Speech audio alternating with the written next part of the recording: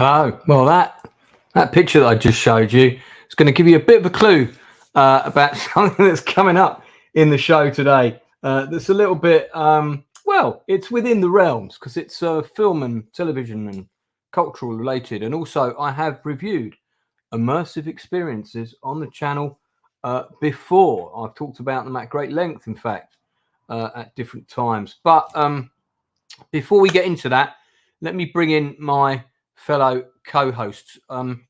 Also, if anybody watches tonight who went to the Willy Wonka experience in Glasgow, I'd like you to come on and talk to us about it. So drop a message in the chat, and if you've got a Facebook profile, I'll send you a link and you can come on. First, it's the man from up north, not a million miles away from Glasgow, certainly closer to it than me. It is Northern English Bastard. How are you, sir? Evening, son. How are you doing, man? Have you got children? I can't remember. No, so far, no. Not that you're aware of. Not that I'm aware of, no. I mean, I think if I had kids and I took them to this event, they'd be pretty upset with me. But we'll get on to that. You'll be paying a crap load in child support, won't you? Indeed. Next, my regular co-host, Stepenzo, all the way from the United States. The best United State, Texas. Texas, all the way from. Have you been to any immersive theatre or sort of simulator experiences? Yep. Everyone out here loves Meow Wolf. It's like a big thing. Everyone's all blown away by it. It's basically like some kind of trippy, hippie art installation place. You basically pay $20 and go into this like adult kid zone with like cool blacklight, art installations and weird trippy optical illusions.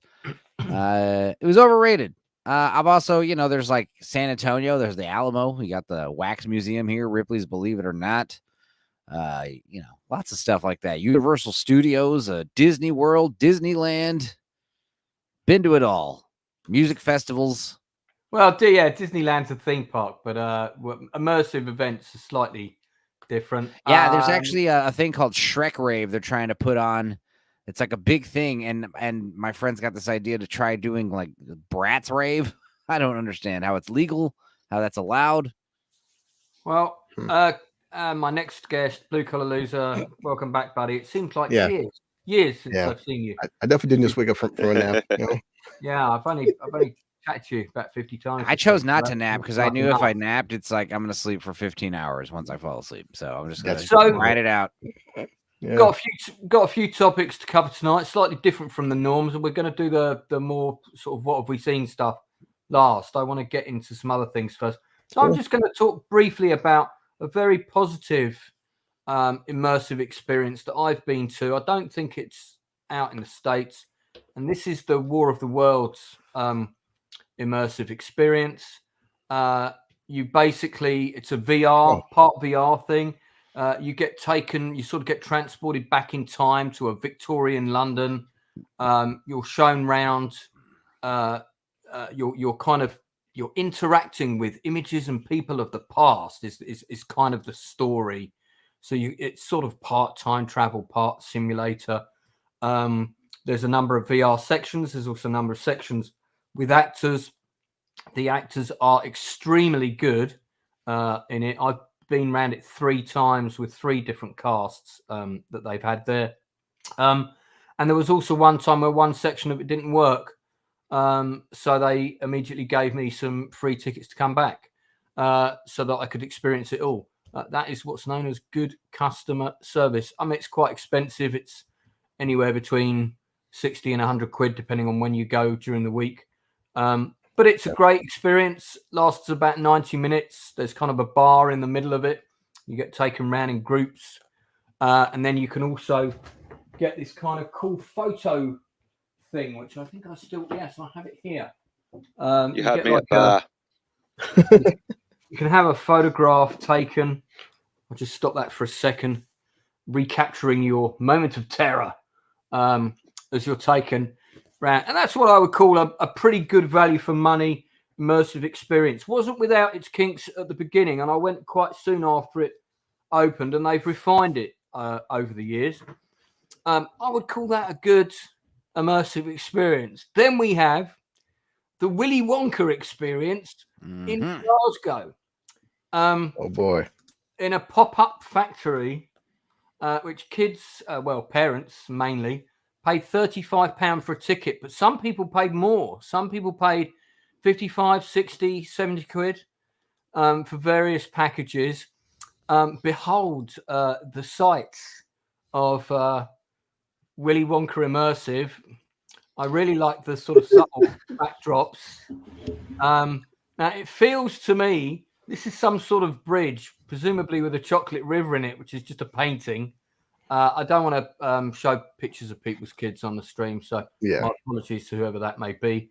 But various people have been complaining. This is the man behind it, a guy called Billy Cool.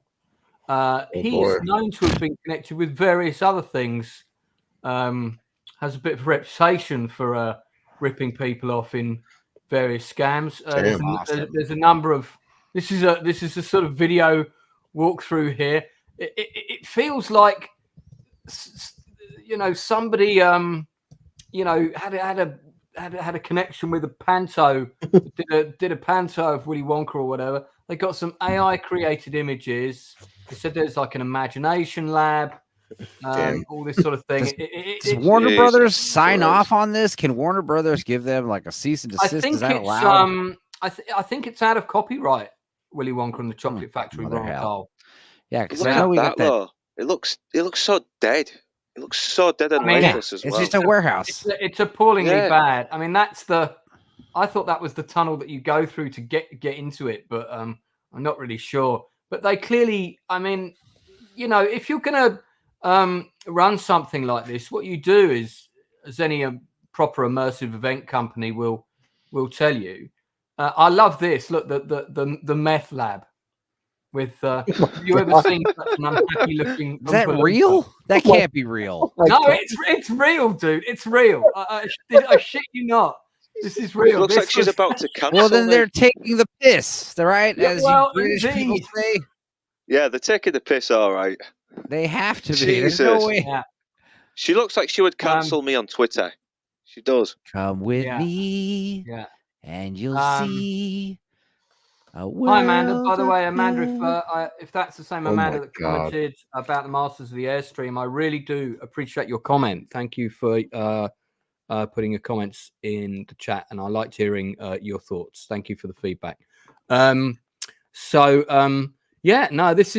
is a real photo. I'm guessing this actress was probably as happy as she looked when she turned up for work at this immersive experience. I mean, you can't even get away with saying it looks better in the dark in this one. It really is quite bad. And I wonder if they were giving out free meth, like that was real meth that lady was dealing with. That'd be funny. Basically, it's like it said it had live jokes that will look decent. People basically ended up with this is the AI art. I love that one actually, but people ended up with sort of like 3 or 4 baby jellies. Willy Wonka isn't public domain apparently, so there you go. He could have Warner Brothers chasing after him as well. Also, I thought it was. Yeah. Also, the thing is, I mean, it'd be worth this. This would be okay. This kind of shitty presentation if you got like boatloads of free candy or whatever, Yeah. Sure, you could see past the shoddy workmanship if there was actually something worth it. $40. I mean, if you had really good interaction with. Let's say they showcased the movie on a big projector and just made a meal for everybody. That might check out this amazing ball pit. Oh my god! The white wall with the bloody matte painting. It's unbelievable. Listen, it's so unbelievable. I constructed a ghost train, in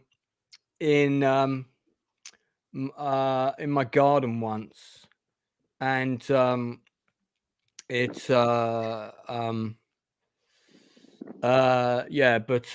was better than this. It was better than that. Damn. Just looking at this this tarp on these blanket hallways and just imagining the music, you know. Yeah. If you want to view paradise, simply take a look and boy. view it. And This reminds what me the of hell that is episode. this? Yeah, this reminds me of that episode of Phoenix Nights where Brian Potter amends toilets into a bloody ball pool area for the kids.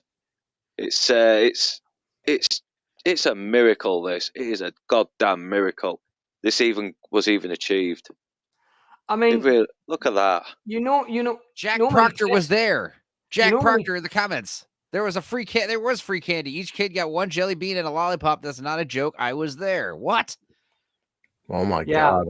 Send this man the To say link. this is a miracle is an understatement. Jesus Christ. Yeah, Jack, I saw Tell us your more, Jack. Jack, I saw your post in the group, and you were saying you thought the guy was less of a scam artist and just inadequately prepared. Yeah. I mean, That tends to be the case with a lot of these music festivals. It's like these dudes think it's easy. Like, dude, we just book the bands and just rent out a venue. How hard could it be? It's very hard. It's insanely hard. You know, Dan Candy says it looks like something Julian would have set up in Trailer Park Boys. You know what? I am 100% agreeing with you there. Julian would have done a better job, to be honest. I mean, they got some cool props. Here's the thing. These props would look all right in like a smaller venue, like crammed up against each other, not like sprawled out with all this this like big warehouse setting, cement floors and big window ceilings. I don't know. This might work in like the back room of a dark venue of some kind. And when you're opening a proper immersive experience, you rehearse with your actors for a couple of weeks, and you do dummy runs with groups of people.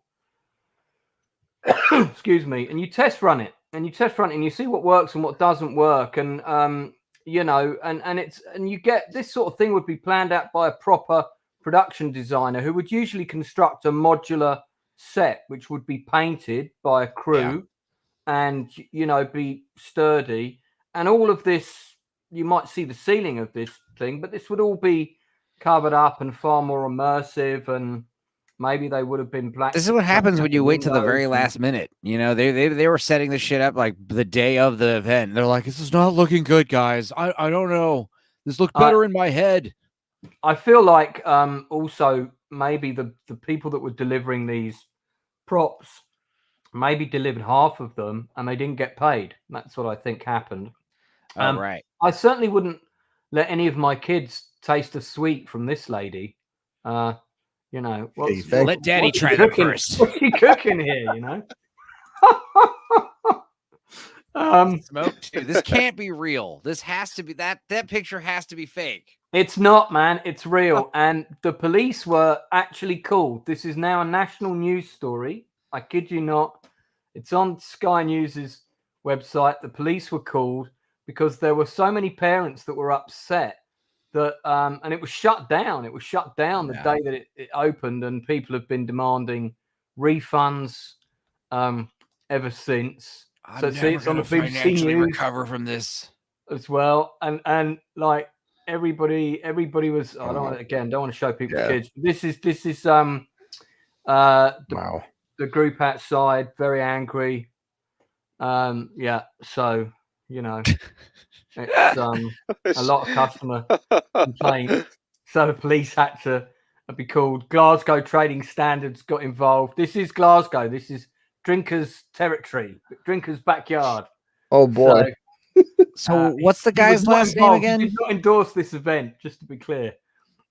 Who runs this event again? What's his name? This guy, Chris Cool, not spelt Cool, Coull. And there's a video. If you Google it, there's a video of him trying to defend it somewhere. If you can find it and give it up, send it to me. I'll see if I can play it. Who can take a warehouse, litter it with shit?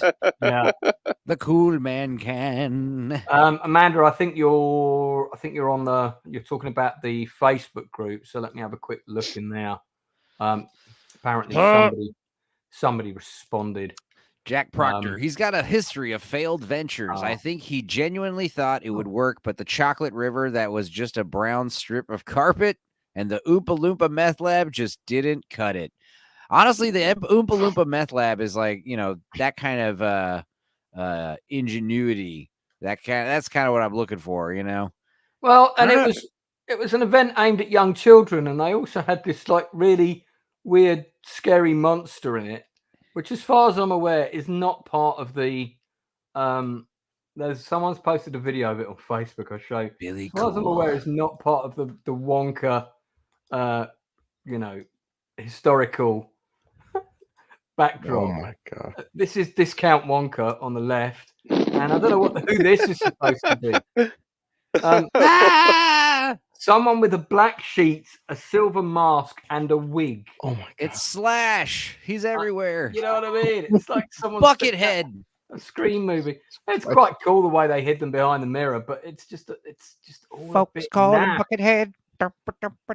Yeah, so that's another, because this is the group. This is the group. So I posted we were going to talk about it.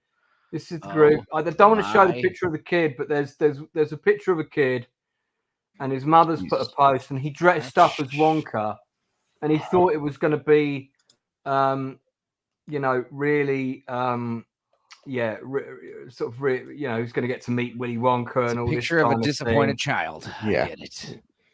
Definitely. So, like the kids yeah, this guy's so Jack Proctor's. Jack, let me know if you want to come on, mate. You can get hold of me via the post on Facebook. I'll send you a link. You can come on for a little bit. Yeah, tell us about your experience in the warehouse of candy. Yeah, before we move on to other please topics. do, man. Please do. Amanda, if you also went there and you want to come on the channel for a little bit, you don't have to go on camera. You can keep your camera off if you like. Let us know. You can come on and tell us about it. Because honestly, I'm fed up of people getting ripped off. I did the play about the post office scandal for the benefit of people watching 2 years before the TV show came out. And I'll keep saying that until I go to my grave. And I did that because those people were proper ripped off. And people in my industry get ripped off all the time. I don't like people getting ripped off. And this is so blatant. It's unbelievably blatant. It's awful.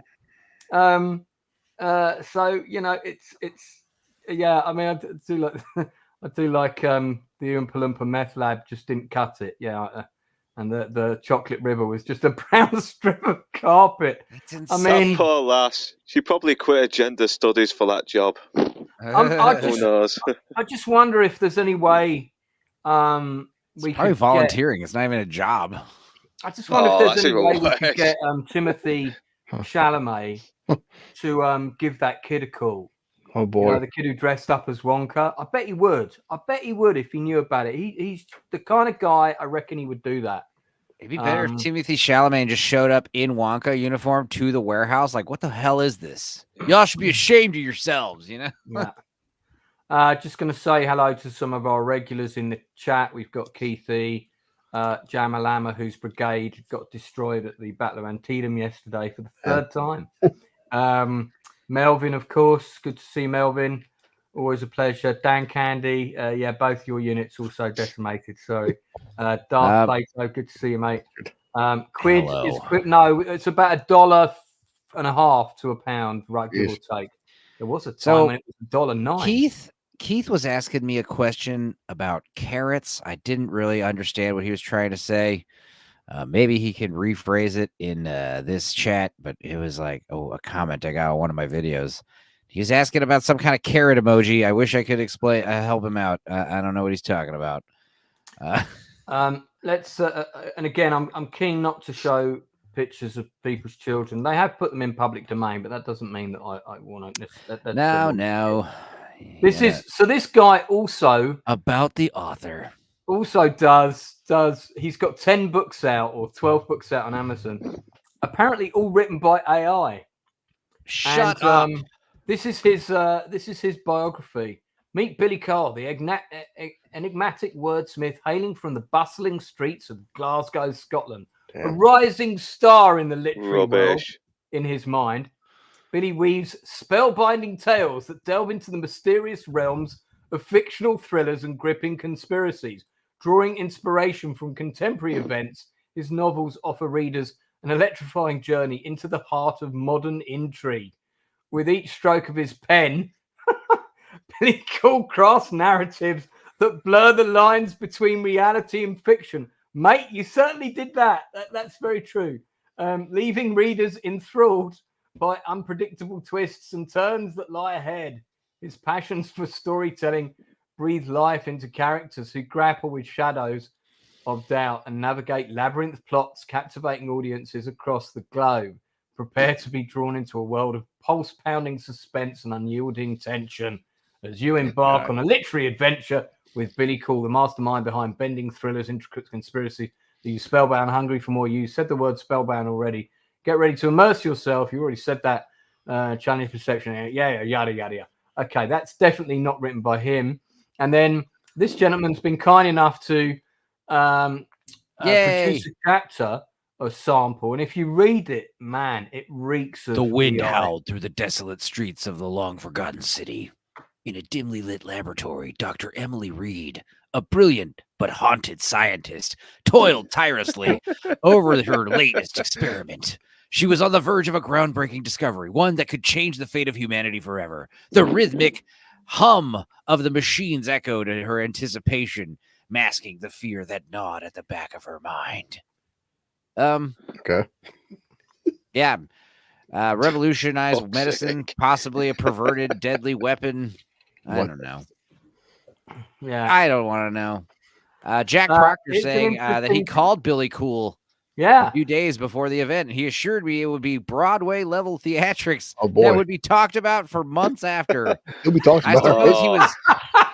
I suppose he was right. Cool sounds like he was right on the last part. Oh yeah, he sounds like a meth head. That's why he put the meth thing in the establishment, thinking it'd be a funny joke. He thought that would go over well. He's probably smoking meth, because when people smoke meth, they think these kind of ideas are good ideas.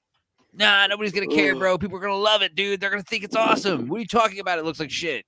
Damn. That's how meth heads talk. I mean, yeah, it's Jack again. If you want to come on, mate, reach out to me. I'm kind of demanding you come on, Jack. Actually, I kind of will be upset if you don't come on at this point. Please come on and tell us what the hell happened. Yeah, we want you to come on. We want you to come on, buddy. Put the link in the chat. And we're a lovely group of people. So if you don't come on, Jack Proctor, I will find you and bring you on here. No, I'm just kidding. Isn't there a British version of AI called OI? I've no idea. Background noise. That's all that background noise ever says. But it's always good to see him or her. Mate, guys, there's more. I mean, and that look, that myth. Somebody's already set up a kids event with a GoFundMe to do at the space or something. Yeah. So here's a video. Oh God. I think. Hang on. TikTok. Oh, you gotta. Oh. Yeah. Oh, hang on. Can you hear that? Oh. No, we can't hear anything. Okay, good, because it's the music from. Who cares? You'll get a copyright claim. Not a problem. It's not a problem. The only problem is if you try to play the Kung Fu Panda 4 trailer. For some reason, YouTube does not like that. I don't know why. I mean, this looks okay. This looks good. This isn't the same event, presumably. This is a different event. Yeah, I mean, that looks good. Like I was saying, if you take these props and you put them in a tighter area, it looks better. Also, and like you said, you might be right. Where they probably only delivered a few of the props, and they're like, "Oh, what? You don't have the money? Okay, well, this is all you're getting. We'll be back to pick this shit up tomorrow." Guys, I am actually that's the company that he rented the props from. So somebody else did an event. Yeah, I guess, and then he ordered the props. So it's like a prop hire place. Yeah. Hey, we have big plastic mushrooms that we can drop off at your place. So the piece de resistance to this is the serving drinks area where they got a free lemonade. There it is. 1/2 cup of piss. Yeah, I mean, it's not even got a tablecloth. It's not even got a table. Those look like a half-finished lemonade. I wouldn't drink one of those. I'd be like, were these someone else drinking these? I don't know what's going on. These aren't even full. Was Howard Hawks wandering around the place and filled those cups up or something? Jesus Christ. So Amanda, and look, I know we're kind of joking about this, but obviously this was distressing for people that turned up, especially their children. Definitely. I mean, some people had a laugh at about how crap it was, but it depends on your sense of humor. There was a post apparently from the company. It's been deleted. Some people have been offered refunds already, but they're trying to stop that. Well, Britain has even better refund policies than the United States because, like Keith says, you could just call your credit card company and just be like, "Hey, this is fraud. Don't I'll stop this charge." And I think in England, if I'm not mistaken, like if there's like false advertising on something, like people could get in big trouble about that. We can. Like video games, there was something about a video game. Oh yeah, I'm making my own WONKA event, guys. I don't know if you know this, but my event is going to be way better. My event has like linoleum floors and candy. Everything's edible. It's all here. That would have been pretty cool if you come in and you'd seen that corridor, wouldn't it? Yeah, I mean, this is probably what they're thinking.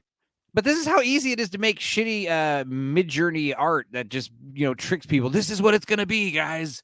It's going to look amazing. It's like, I made that stuff in 5 seconds while Lance is talking. No. You made it in that time? Really? I didn't make anything. I just type it into mid-journey. I just say, hey, Willy Wonka theme park, give it to me. Let me just check my messages in case I've got anything from either of the people that we've invited on. Message request. Yeah, hit us up, guys. Just put it in the chat and trust only Amanda or who else? Jack Proctor. We only want those two to hit the link and come in. Promise us. Promise us. You'll be good. Well, that'd be a bit of a risk. Well, how many people are watching? I've done it before where you got 10, 15, 20 people watching. You put a link in and you're like, only one person come in and use that link. All right. Well, do you know what? For a laugh, why don't we just do it? Just do it. Do it now. Here, I'll do it. Yeah, I mean, this is seriously hitting. It's. Oh, hang on. It's news stories everywhere. A minute. Yeah. I'm trying to let me go.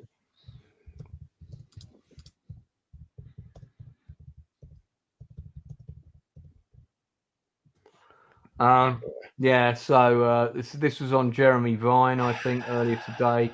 Good. Again, I don't want to get ratioed here, but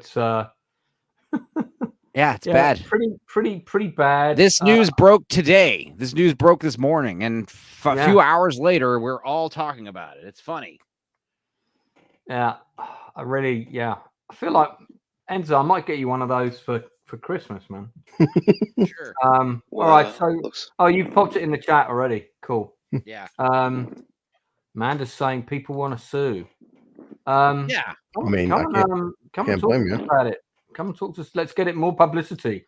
I hate it when people get ripped off. I really do. With a passion. Yeah, even if it's $10, $40, $100, it doesn't matter. If like you were told you're gonna get something and you're not. I mean, here's the thing. If these were like the pictures in the ads, like, hey, come to this Wonka warehouse. It's kind of fun.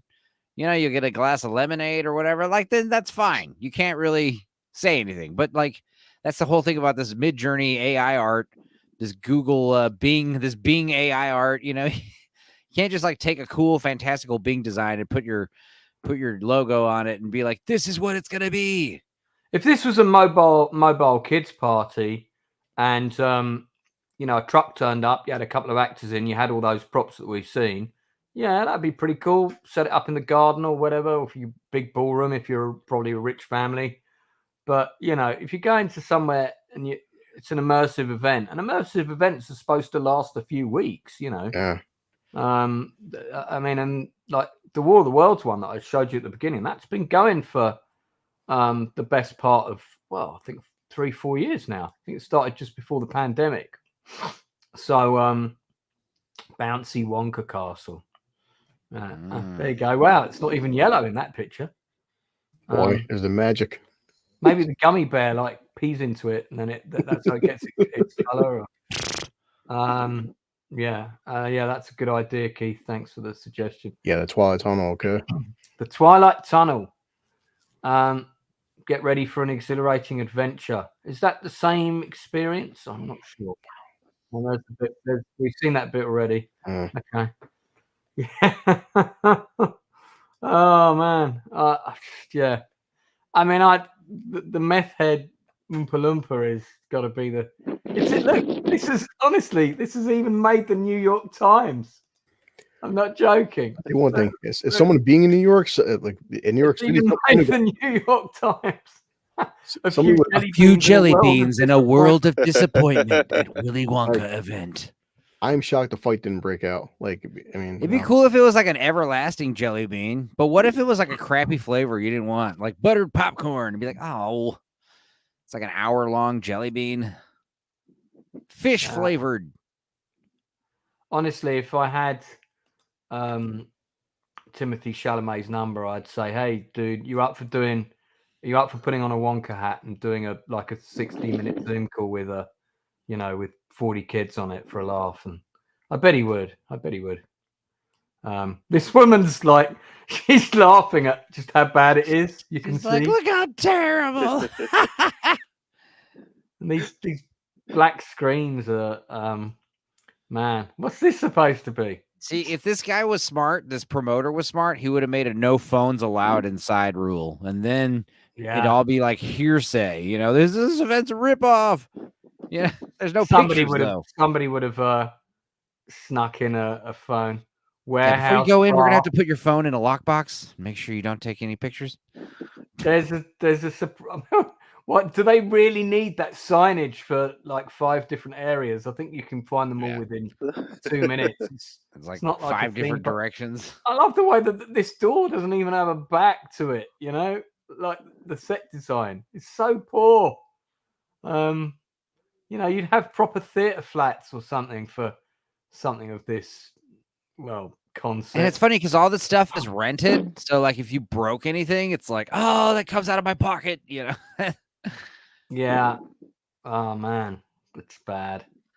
I would just like if I was like one of these dads and I was demanding a refund and the guy was like, no, this is, bullshitting me. I would just start grabbing mushrooms and just slamming them on the ground and breaking them. And I'd be like, bro, I'm serious. I'm going to break everything in here if you don't give me this money back. I'm saying I'm going to start breaking your face. Must be an overseas thing. So if that was near like New York, that would have been. That would get ripped apart. I mean, yeah. He would get like the cops would find him like tied up to a telephone pole, like help me. Well, I don't think Jack and Amanda are going to take our It's okay. It's okay. It was very amazing that we had somebody in here though that was here. That's awesome. Well, I thought I'd post in the group because I really is that a giant toilet plunger on the camera, right? What is that? That's a pipe section. Oh, it's some kind. Okay. It's just like stuck in the floor. It doesn't do anything. Look, there you go. There's a chocolate river under our feet. Mm-hmm. That's not even a real chocolate bar. Doesn't have the Wonka logo on it. There was also no chocolate at this event, by the way. Yeah, none. Yeah. Willy Wonka doesn't make jelly beans, you idiots. He primarily makes chocolate. God. Jelly beans. The place looks like a wind tunnel as well. It just looks like a big long corridor. Big corridor. I don't really know. It's probably in the warehouse district too, in the seedy part of town. Like you got these families like trying to get parking spots in some industrial area, and they're just like, let's go walk. Do you know directions to it? Do you know directions? Yeah. Yes, turn left by the hookers, then turn right, and you'll see some meth heads. You should be right there in no time. Just ask. Amanda says, "I don't have a camera or mic." Sorry, that's fair enough, Amanda. And look, it's not for everybody to come on a stream impulsively, but we do really appreciate your comments. And before we move on, if there's anything else you want to say about it, put it in the chat because we'd like to know. It'd be so funny to be like, a family of like, mother, father, couple kids wandering around this like seedy area and a bunch of like punk, meth head, crackhead looking dudes. Excuse me, do you know where the Wonka exhibit is? And they're just looking at him like, what the hell are you talking about? Get out of here. You don't belong here. Yeah, they call it bootleg. Bootleg Willy Wonka is what people are calling it. We gotta come up with a better name. Okay, so here's a statement from the guy. I don't know if we can share audio on this though. Hey, you can. Let me. I'll share your Google tab. Let me get this make up. Sure. So I have to share the whole tab, or Yeah, don't share. There's share your entire screen, share your tab. Those two, the Google tabs, those two will share audio. The second option will not share audio. so Chrome tab. Yeah, you'll pick the Okay, specific tab you're sharing. Let me do this. I think here we go. Oh, happy to come on, says Jack Proctor. Just looking for the link. Jack, it's in the stream. It's in the comment section. Just scroll up a little bit. I just deleted it. Let's put it in again. Shit. Put it in again. I got put it. it in again. I pasted it again. Okay, hang on. Here it comes. It's going right there. There you go. I got it. I sent it again. Guy talking. We can't hear anything. Oh, wait. Yeah, push that button. Yeah, it's not doing anything. Son of a... Oh, hang on. Yeah, hang on. Oh.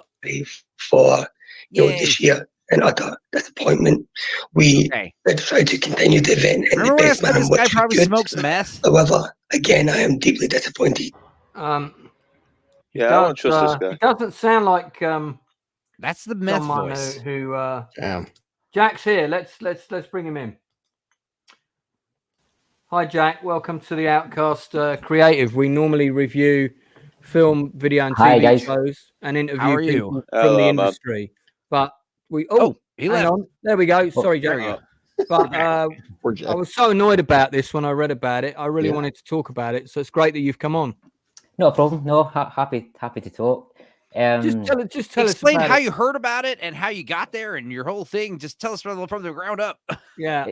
Yeah, so we found it on Facebook. I think like many people did. It was my wife that found it first of all, and everyone keeps highlighting that the fact that it was AI generated images and how did everyone fall for that. But those kind of computer generated visuals, they're quite standard for a family pop up event. So you don't really think that much into it. But it was just midway through last week that we started to see some of the concerns getting posted from other people who were going.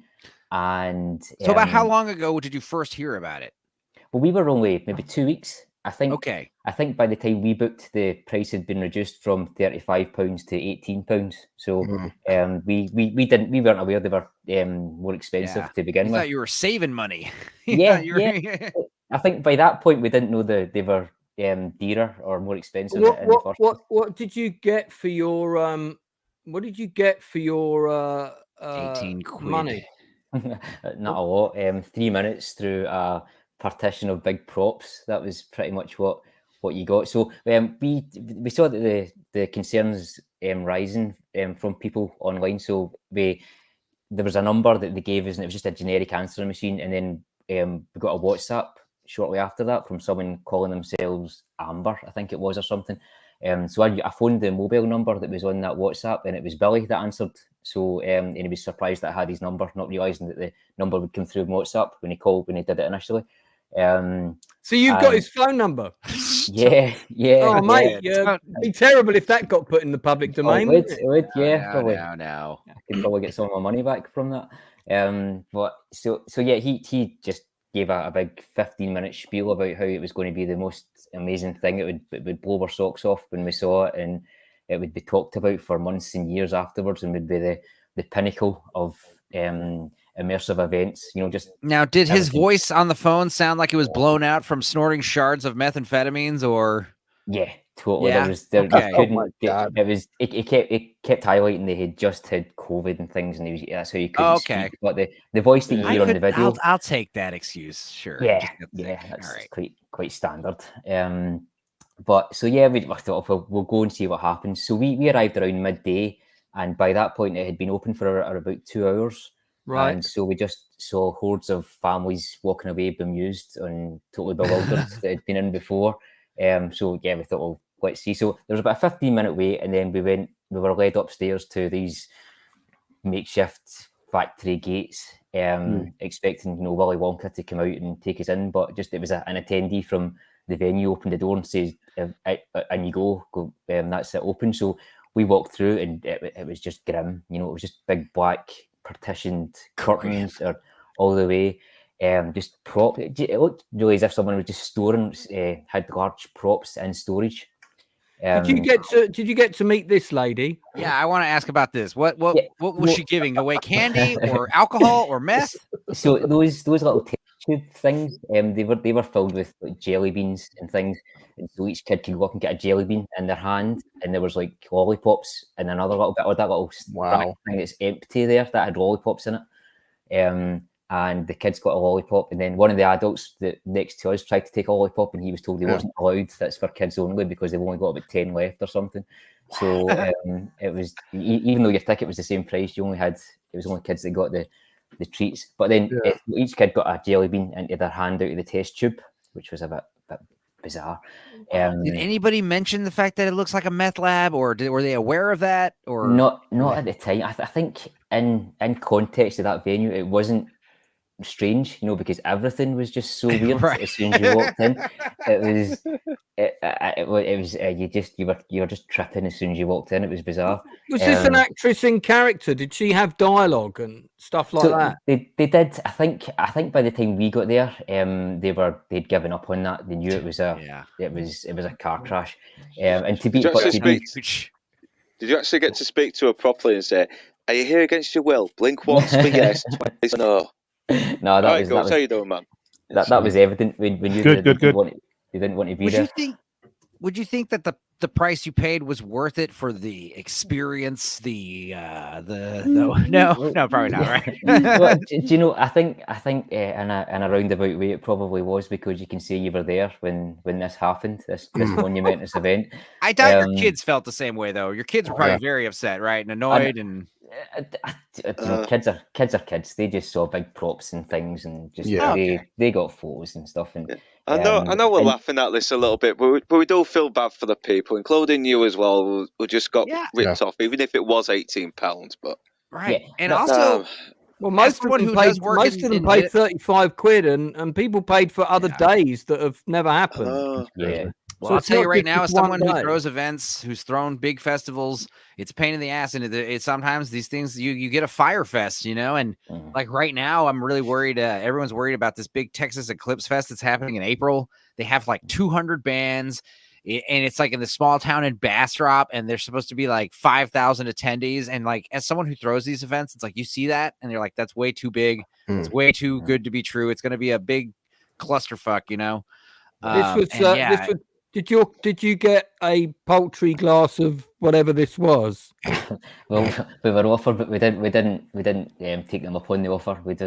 I doubt it's fresh lemonade. It's probably powdered lemonade.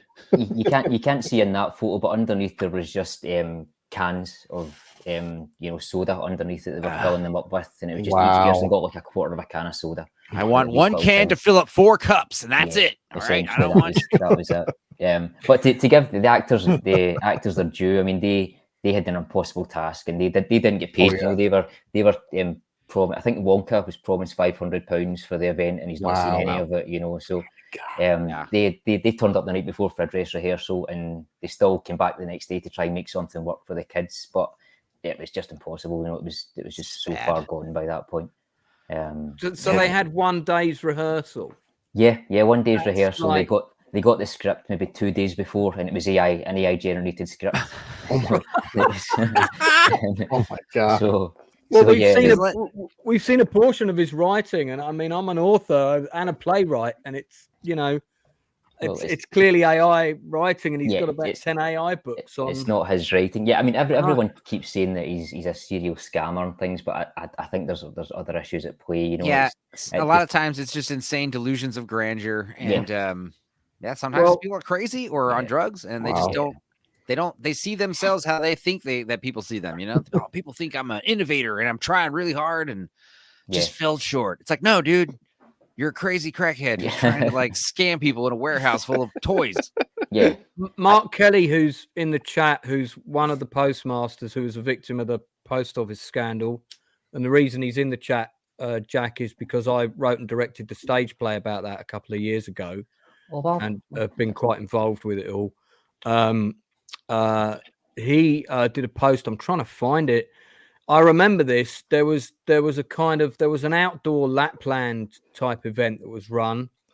That was a total disaster. I remember that making the national news. It was rubbish, And again, you know, the defense was it looks a lot better at night. I always remember that. And it was all cancelled anyway. Apparently, it's the same guy. Oh, really? Yeah, apparently it's the same that. guy. Mark said it's the same guy, and that got shut down by Mark. Do you just want to post that again, mate? Because I can't find the post that you did. But if anyone else sees it, let me know. That's crazy. But yeah, he. Oh yeah, now here we go. There is Mark Kelly. Been watching you whilst having a bathe to warm my diabetic feet. Thanks for the info, Mark. I appreciate that. You're talking about the guy who did a Lapland place, which trading standards and the police raided. I remember. Whoa. Yeah, it's like supposed to be a sort of Santa's grotto type experience. Wonderland. Paid a lot of money again, and it got shut down within a couple of days for the same reasons. I remember seeing that in the news at the time. Yeah, there was, I think, one reindeer that looked quite poorly.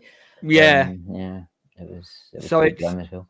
So it's the same guy, and Amanda Bennett, who I think is in the group that I posted in.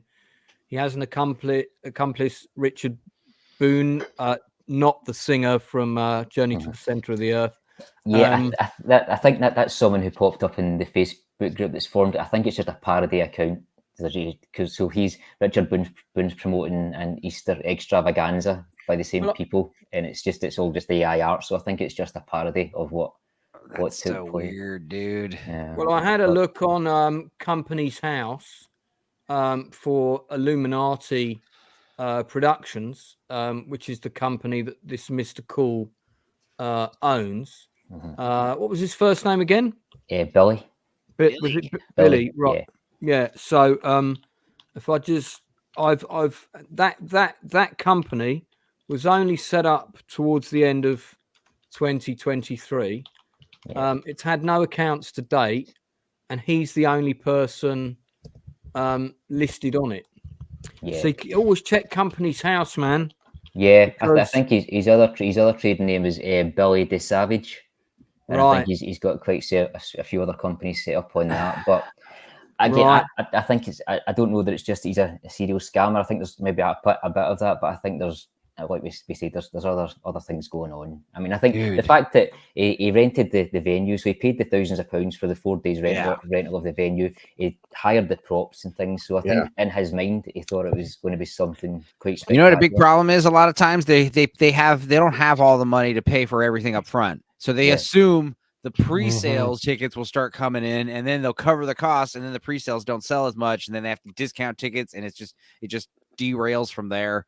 Yeah. Another big problem is, like, let's say you have a person who wants to throw like a legitimate, cool, immersive experience. People in your area are going to be like, I ain't falling for that shit again. You know, it could be literally be the real deal next time, and you will be like, no, not until I hear otherwise. Well, so the venue that hired it, they've given the venue for free to everyone who was affected by it or who went along. They've given the venue for free to do an event, whatever they want to do, really. So they're trying to make amends for. I mean, that's really nice of them. They're kind of like a pop-up renter space, aren't they? Essentially. And I saw some woman was doing some sort of fundraiser to do an event there for kids, like for donations. Yeah. I wanted to check. Do you know if that's legit? Because if it is, we'll plug it now. Yeah, as far as I know, there's no reason to think otherwise. There's no money exchanging hands for that. That's and the Box Hub who own the venue have given the space for that. So as far as I know, it's legit. Okay, well that's good. And that's the other thing. Like most of the time, like when these this is like a big like a drug rave or something, and that falls short of expectations. It's like, who cares? There's a bunch of hippies. But it was like when you're disappointing little kids for some kind of family friendly event, it's like, dude, come on, man. Yeah, that's it's pretty low. I'm just the books that he was an author of, all of them are no longer available on Amazon. Good on Amazon for taking them off. AI sold out because people like us are just buying all the copies. Well, of course.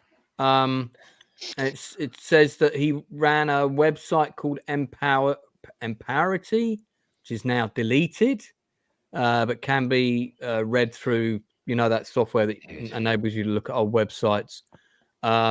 He's listed his accomplishments and qualifications, saying he has a doctorate in 3 subjects: psychology, theocentric psychology, and philosophy.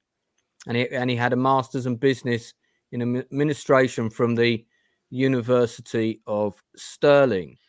He also ran a community interest company in Glasgow, styled as a food bank, but was never really clear exactly what it was. He's company director behind a whole various loads of other companies, one called Nexima Holdings, which he operates through an advertising agency. He's deleted his LinkedIn and his Imagine website. dropping the ball so bad you have to like change your name or something. You know what I mean? Like, that's crazy. Yeah. Well, probably have to wear that Groucho Marx disguise like in Let's They Came Together, won't he? Jack, thanks so much for coming on. It was quite brave of you to plunge onto our channel. No, not at all. Very No, fun. thank you for having me. Stuff. Do you have anything of your own that we can plug for you while you're here? Do you do anything creative of any kind? No, but I'm a marketing comms manager. But that's my profession. You so don't no, have I'm like a small hell of a gardening father. business, or your wife sells hats, or we're always happy to plug stuff for people. No, I'm good. I'm good. Your Thank you. perspective was invaluable, sir.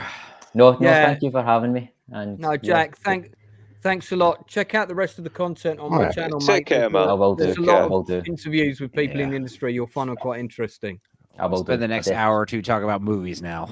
Yeah, dude, thank you so much, sir. Right. Thank you for coming in. Have a good evening, guys. Bye. Take care. Bye. Enjoy, buddy. Gooch, how are you, man? Really kind of Jack to come in, and unexpected, but good that we got to talk about that. That was better than good. There's a great article in GlasgowWorld.com that highlights this gentleman's achievements. So I'm going to put the link for it in the chat. So if you want to read up more about this particular individual, you can find more information there. There we go.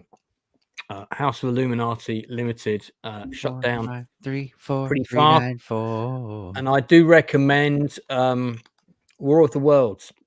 Going to do a couple of other bits of news now. Dude, look up Shrek Rave too. That's a real one that they do in the States around Houston. I don't know how it's licensed, but literally Shrek Rave. It's exactly what it sounds like. So guys, have you seen this story? Gladiator 2 budget reportedly now over 3 million. We talked about this yesterday. Yeah, I'm very skeptical about it, to be honest. Well, it wouldn't surprise me because don't forget I had Paul Biddis on, who is the stunt coordinator, not stunt coordinator, sorry, he's the military advisor on the film and involved in some of the second unit stuff and stunts. He's not the stunt coordinator. But he'd been back to Malta twice, and also, I didn't get it from him, but obviously his schedule suggested that the production had been shut down, which confirms the reports in this story. So because there was a strike at one point, a series of work stoppages, hit around 10 million. Production was shut down for 5 months. Maltese mafia possibly involved there. Who knows? Stoppages weren't the only problem. There was a stunt misfire. 4 crew members were injured. And then there was a complaint about animals being abused on set. And so horses and monkeys and stuff were, but somebody was sent. Apparently that was all bullshit. So it sounds like maybe either the production's just had a series of bad luck, or people have been having a pop at it deliberately. Difficult to know. I'm quite keen to see it. I think the basic plot idea is pretty strong, and they've got some of the original cast back in. The Lucius, who's the kid that we know in the first movie. Mm-hmm. It's really his story. He's been kind of out in the wilderness, and Connie Nielsen wants to find him. Rome is being ruled by 2 brothers, which were 2 real people in reality. And the older brother killed the younger brother in history. I'm assuming that the film's going to follow that historical line.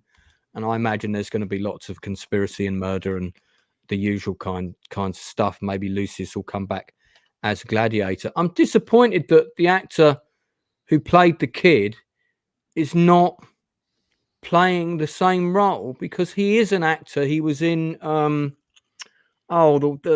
show Animal Kingdom, the gang of the criminal family show. I'm sure he said he's not in it too. Yeah, but I'm just surprised that they didn't lock him down for it because he's a really good actor. He's the right age for the role. What happened there? You know, I wonder why they went with someone else. He probably saw the script. Yeah, they probably. Yeah. I doubt there was one. Yeah, without that too. But I like Damon Honsu. He's in it as well. So you know, we'll see. That leads me to think that they've been rewriting. If this money's been blown up, that makes me think this movie's a mess already. So I'm not holding my breath on it. So yeah, we talked about this yesterday. How it's like the budgets of all these movies balloon because there's so many crew members now. Like there's for every department there's like an HR department just for them, and the HR department will be more people than that's on the crew. You know, like my buddy Max works in greens and they do plants. So anytime there's a plant on camera, there's a department that is in charge of that. And usually it's like 2 guys. On bigger like outdoor movies, sure, maybe you got a handful of guys, but like, yeah, they're like their heads, their bosses are like, there's like 20 people. Like, well, what is it? How does that make sense? Yeah. All right. So another story that's worth mentioning, unless anyone wants to say anything else about Gladiator 2. Nah, man. I mean, I should have left it the first one. Hi, everyone. By the way, hi, everyone. I said a lot of Gooch. You get to do a formal introduction, but everybody knows the Gooch Muncher. So I bet you're all looking forward to this, my all-male panelists. Paramount greenlights UK thriller series set in the world where men live under strict nightly curfew. Who enforces the curfew? Other men? I mean, how does that work? If it's with those 3 ladies, yeah, I'm definitely down for it. It's starring Sarah Parish, who's a fantastic actor, Alexandra Burke, who's a good singer. I haven't seen her do any acting, and Mandip Gill, who's pretty good. I've seen her in a couple of things. Men are bound by a strict curfew, 7 p.m. to 7 a.m. every night, with their movements tracked by an ankle tag 24 hours a day. When a woman's body is discovered brutally murdered during curfew hours and left on the steps of the Women's Safety Centre, veteran police officer Pamela Green believes that a man is responsible. And in a world where men are bound by the curfew system, her theory is rejected. Now, this is going to go well. The plot bores me already. I'm falling asleep listening to it. Really? There's a world where men have to go in their house by 9 and they listen. They listen to the rules. And so wasn't this a Rick and Morty episode? Probably. Yeah, where the men were just outcasted and they were just used for fertilization. Oh yeah, that's like a boy and his dog, or some other ones that are like that. The Hell Comes to Frogtown. Hell Comes to Frogtown was good. Yeah. But like, there's the men are just used as a cattle. You know, they're just milked for their precious semen. I do remember that, Melvin. I do remember the worm turn by the 2 Ronnies. Yeah. I also remember the Phantom Farter, which was the one they did before that. Wow, the 2 Ronnies. I forgot about that. The 2 Ronnies. It's just like it's just gonna be so hilarious because it's like in a world where men go to bed at night and don't go out in the street. The world is a utopia. You know, they have like flying cars and pristine buildings and no pollution, all because men go inside at 7 p.m. That makes no sense at all. What's like, and who goes to the nightclub? Is it just one big lesbian nightclub? Yeah, or all the women just partying. The night hours, ladies. We can feel we're safe. Just going to dance.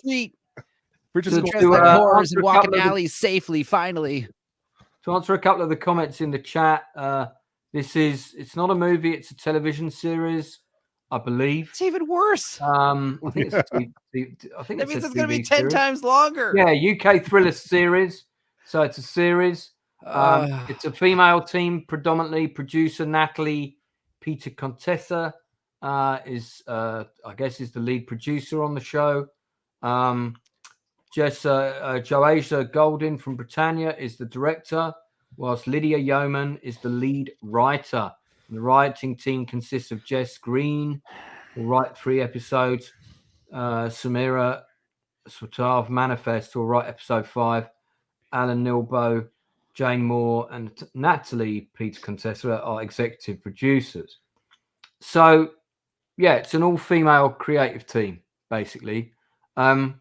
Shock there. Now, you know, I mean, I have to say, even if you're having a writer's room with this, I was just saying, I want to be in the writer's room so badly. For this yeah, you should. I would say you should have one man on that writing team, just to kind of like bang out the ideas of this environment and how men might react and sort No of pun intended. Women don't like caring about those details of world building. I'm just kidding. I think it's more like you need a man to just wrangle these cats. I'm just kidding. Also, yeah, like Josh Brolin in Hail Caesar. It's so hard not to be sexist. It's so hard not to joke about this movie and not be sexist. Trying to think of an angle here. But you know, like I know so many people that are pitching so many shows right now. Yeah, and I have to say, this is shit. It's like American Fiction. If you want to get your show picked up, just make it some stupid stuff like this. And it's oppression fantasies. Oppression helping. It's at the minute we're so divided culturally over sexism, racism, all these different things. Yep. This is just very, very divisive. It's going to be a show that men hate, and half your women probably aren't even going to like it either. No. So, and then they're going to turn around and blame the audience. Women for not watching. Yeah. This is just dividing good us more. sources. I heard from some good sources that women actually like men. Do you guys know that? Yeah. We say this shit before when you do this stuff, like it's targeted for women. Then it's like, okay, I have 3 sisters, a mother. They all like, you know, they don't hate men. So it's like, where do you get this? You know, women are a target audience, but then not even women are going to watch this shit. Yeah. Donny Bass is writing his own show where women are curfewed to the kitchen for 3 meals a day. Making 3 meals. Know your limits. Megan doesn't want to watch a show or a movie. If I tell her, oh, but it's starring a bunch of lesbians, that doesn't make her want to watch it more. You know, that's just like we have that. Orange is the new black. My answer stands. I just think, you know, you can kind of say, okay, look, it's entertainment. It's a science fictional world. Fine. But it just feels like in the times we live in, this is just Civil a deliberate War attempt to piss people off or push a political and social agenda again. And, you know, I know that we've had a couple of very high profile murders over here because we had a policeman who picked up and murdered this woman, and we've had a couple of other high profile cases of policemen being convicted of various crimes and corruption and things. I mean, those are interesting stories that could be explored even in a fictional context. You know, that the hunt to track down the corrupt policeman could be a really interesting story based on a real thing. The murder investigation into one of those stories, maybe after the appropriate level of time has passed. I think it's too soon to do things like that now, but or heavily fictionalized versions. But this just feels like, I don't know, it just feels proper wanky to me. Sorry, and I usually want to talk about stuff that's positive, but when somebody sent me this and I read it, I thought, really? And Sarah Parish is a really top actress. She picks really good projects normally, so maybe she's seen the script, maybe the script's amazing. I'm sure we're all dying to watch episode 1 when it comes out. So I mean, I could see the trailer and be like, oh, this actually looks good, but I mean, it just reeks of, like, you know, that Civil War movie looks very you know, like I said, oppression fantasy. Same thing with Handmaid's Tale. This is giving off Handmaid's Tale vibes. Handmaid's Tale vibes. I've just got to share this. It just came up. Somebody's done their own AI art of the guy behind the Wonka thing here. Willy Wanker. There we go. Yeah, there you go. I don't know who the little woman's supposed to be. Is that the girl that worked on the meth? No, that's probably some innocent lady who just like unloaded a truck and got a picture of herself taken. Probably the manager. She's probably that lady that John. What was his name? No, his name was Jack. Jack. Yeah. Okay. Jack was telling us that there was a young lady on the phone that he thought he was calling. That could be her. It's quite funny that he ended up with his number. Yeah. So I mean, he's going to have to change his number and everything, isn't he? Which is deservedly so, I think. Bueno. Yeah. Anyway, all right. Okay. Well, let's talk about some stuff that we've seen that we like. That'd be novel, wouldn't it? What? I was saying movies. Finally, movies. Okay. Trailers. So, Enzo, you start. What have you seen this week? Give us a film or a TV show, just the one for now. I watched, it's two that were very similar. It was, we talked about one of them briefly a few weeks ago. I watched Poor Things finally. It was very good. And then another movie about Frankenstein, Lisa Frankenstein, which was not great, but a lot better than I thought it'd be. It was cute. And little Zilda Williams, Robin Williams' daughter, directed it, and she's got a good eye. It does have those Juno vibes because it was written by Diablo Cody, but I don't know. I was kind of disappointed with the ending. It's a pretty dark messaging. I don't know. But other than that, it was fun. It was fun, loud, very neon colored. It was very similar, kind of a role reverse to Poor Things, which I liked a lot more. Poor Things was great. A lot to say, a lot to unpack. Like you were saying, Blue Collar. Yeah, we should definitely do a deep dive into this movie because it's got a lot. It's a film like, it's worth like doing what it's like to become a woman, to start to grow from a girl to a woman, expressed very beautifully in a weird metaphor that is very violent and sexual. And also, that's divided a lot of people because people are thinking that it's some kind of like deep-seated pedophilia. But yeah. I mean, I see where the connotations come from. I don't want to spoil too much of the movie, but no. Is anyone noticing the phallicness of the window there? Yeah, there's literal penises all over this movie. I don't go looking for that, but now I can't unsee it. Well, I mean, just like like it's once you mention it's right in your face. Yeah, it was a bit very sexual. Yeah, it's all about penis in your face, coach. How's Willem Dafoe in this? He's fantastic. He's the highlight of the movie, and his makeup is creepy as hell, as he always is. Yeah. He's apparently and he's she calls him God because his name's Godwin, but she just says God, hey, God wouldn't allow me to do this, and Willem, and I don't know, it's just about a story of a Frankenstein type creature, this woman who is slowly becoming more human and learning all the joys and tribulations that come with that. Yeah, and I did like too. It's like, she's a very different person, character journey. Like the first 5 minutes to the last 5 minutes, it's a total character arc. She's very similar to Lisa Frankenstein, very loud visually, very a lot of liberties taken design wise, production design. The cities look fantastical and strange. Dude, there's a part where they go to Willem Dafoe's they're at his dinner table, and the chairs are like this big for some reason. They look like little babies sitting in the chairs. I get the impression it's kind of got a bit of a Terry Gilliam vibe with the production design. Yeah. Very strange circus vibes. Everything's got this weird that shot right there was cool though. What's the word I'm looking for? Like Fritz Lang Metropolis. There's also like these elements of what's the one I'm looking for? Nemo. Remember Little Nemo? Yeah, that kind of like dreamlike world. And it is a little debaucherous and a little what's the word I'm looking for? A little devious. In parts. And it's got a bit of an Alice in Wonderland vibe as well, isn't it? There's so much to it. Yeah, I mean, it's also a very good dark comedy too. Like there's some scenes I busted out laughing. Yeah, Willem Dafoe is very funny. Can you go back? Can you go back one set or one pick, please, Lance? Yeah, that's exactly the same set they used for Loki in season 2. Sweet. Wow. That's this exact same set, but redressed, presumably. It's very similar, but with more.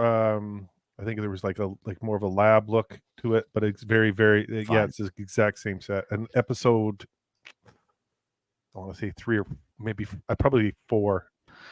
See if you Emma Watson find a or picture. Emma Stone. Sorry, this is Emma Stone, right? Yeah. Emma Watson's Harry Potter, right? Emma Stone gets naked a lot in this movie, so be warned. Okay, all right. That we consider us warned. And I know you guys hate looking at the naked female form, so there's a quick shot of Northern Bastard's cameo performance in the. There is a lot of sex in it, and I'm hearing this thing nowadays. Like I'm on these movie pages, and there's a lot of people complaining about sex scenes in movies. Like I don't like sex scenes. I think they're unnecessary. I don't like romance scenes in movies. I just wish most movies had no romance. And it's just like, it's like Alex Jones talk about they're putting the chemicals in the frogs in the water. It's like, why does nobody have a sex drive? Why are people so weirded out by sex scenes nowadays? They want to eliminate the testosterone from men. That's by the way, Miss Martin's Muses, thank you for tossing the change in the cup, so to speak. Oh, yeah. Awesome. Yeah, appreciate Look, it. sex scenes I understand are awkward, especially when you're watching movies with like your parents or whatever. But romance, like loves, you don't even want that in a movie. Like The Matrix would be so much better if it wasn't, the Trinity Matrix Neo thing. Them falling in love, so lame. Yeah. I used to put my hands across my face when the kissing scenes came on in the James Bond movies, man. I'd be like, yeah, that changed. That changed when I got older. Dude, the Matrix kiss. That's one of the best kisses ever. When Trinity kisses Neo back to life. Hell yeah, dude. Sparks and stuff. Yeah. It's great. Dude, that happens to me normally all the time. If I'm not causing sparks, something's wrong. Okay. So what would you give it out of 10? Oh, solid 8. Has anyone else... Lisa Frankenstein probably like a 6. Has anyone else seen it? Anyone else seen Poor Things? Chris saw it. No, I ain't seen it. I've heard of Lisa Frankenstein. People are saying it's really bad. Other people are saying it's kind of bad in a fun way, but I don't know. Yeah. It definitely. If you were a teenage girl, you'd love it. Well, I know Enzo's going to do a 6-hour stream on that. So you film, tell a bunch of dudes channel. about this movie. Honestly, the way that movie is, we could damn sure get a good 3-hour video in, if not more. Chris, what have you seen this week? I mean, this little small film came out called Dune 2, but you went to see it. Now, no spoilers, but I mean, everybody's raving about it, mate. Where you're at with it? I'm looking forward to seeing the second time if you get a chance. Not everybody can, but if you have an IMAX, if you have to drive, just at least one time see it in IMAX. It's made for IMAX. Yeah, right. Dune 2. Yeah. I'm gonna go see that. Yeah. Duner. And I need to rewatch the first one because I've only seen it once, and it was pretty good, but I don't think I loved it as much as everyone else did. But... it gets better on repeated viewings, I have to say. I enjoyed it a lot more the second and third times I watched it. So, well, it's funny. We talked to our friend Tyler on Facebook, and he had a different experience where, like, people, they're making noises, they're yelling on their phones. I went to a sold-out theater, and everybody was clapping, cheering.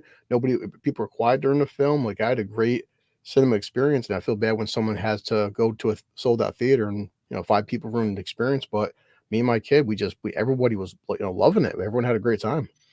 So good. So, all right. Well, we'll talk about June 2 in full next Tuesday. That will definitely be one of the main topics.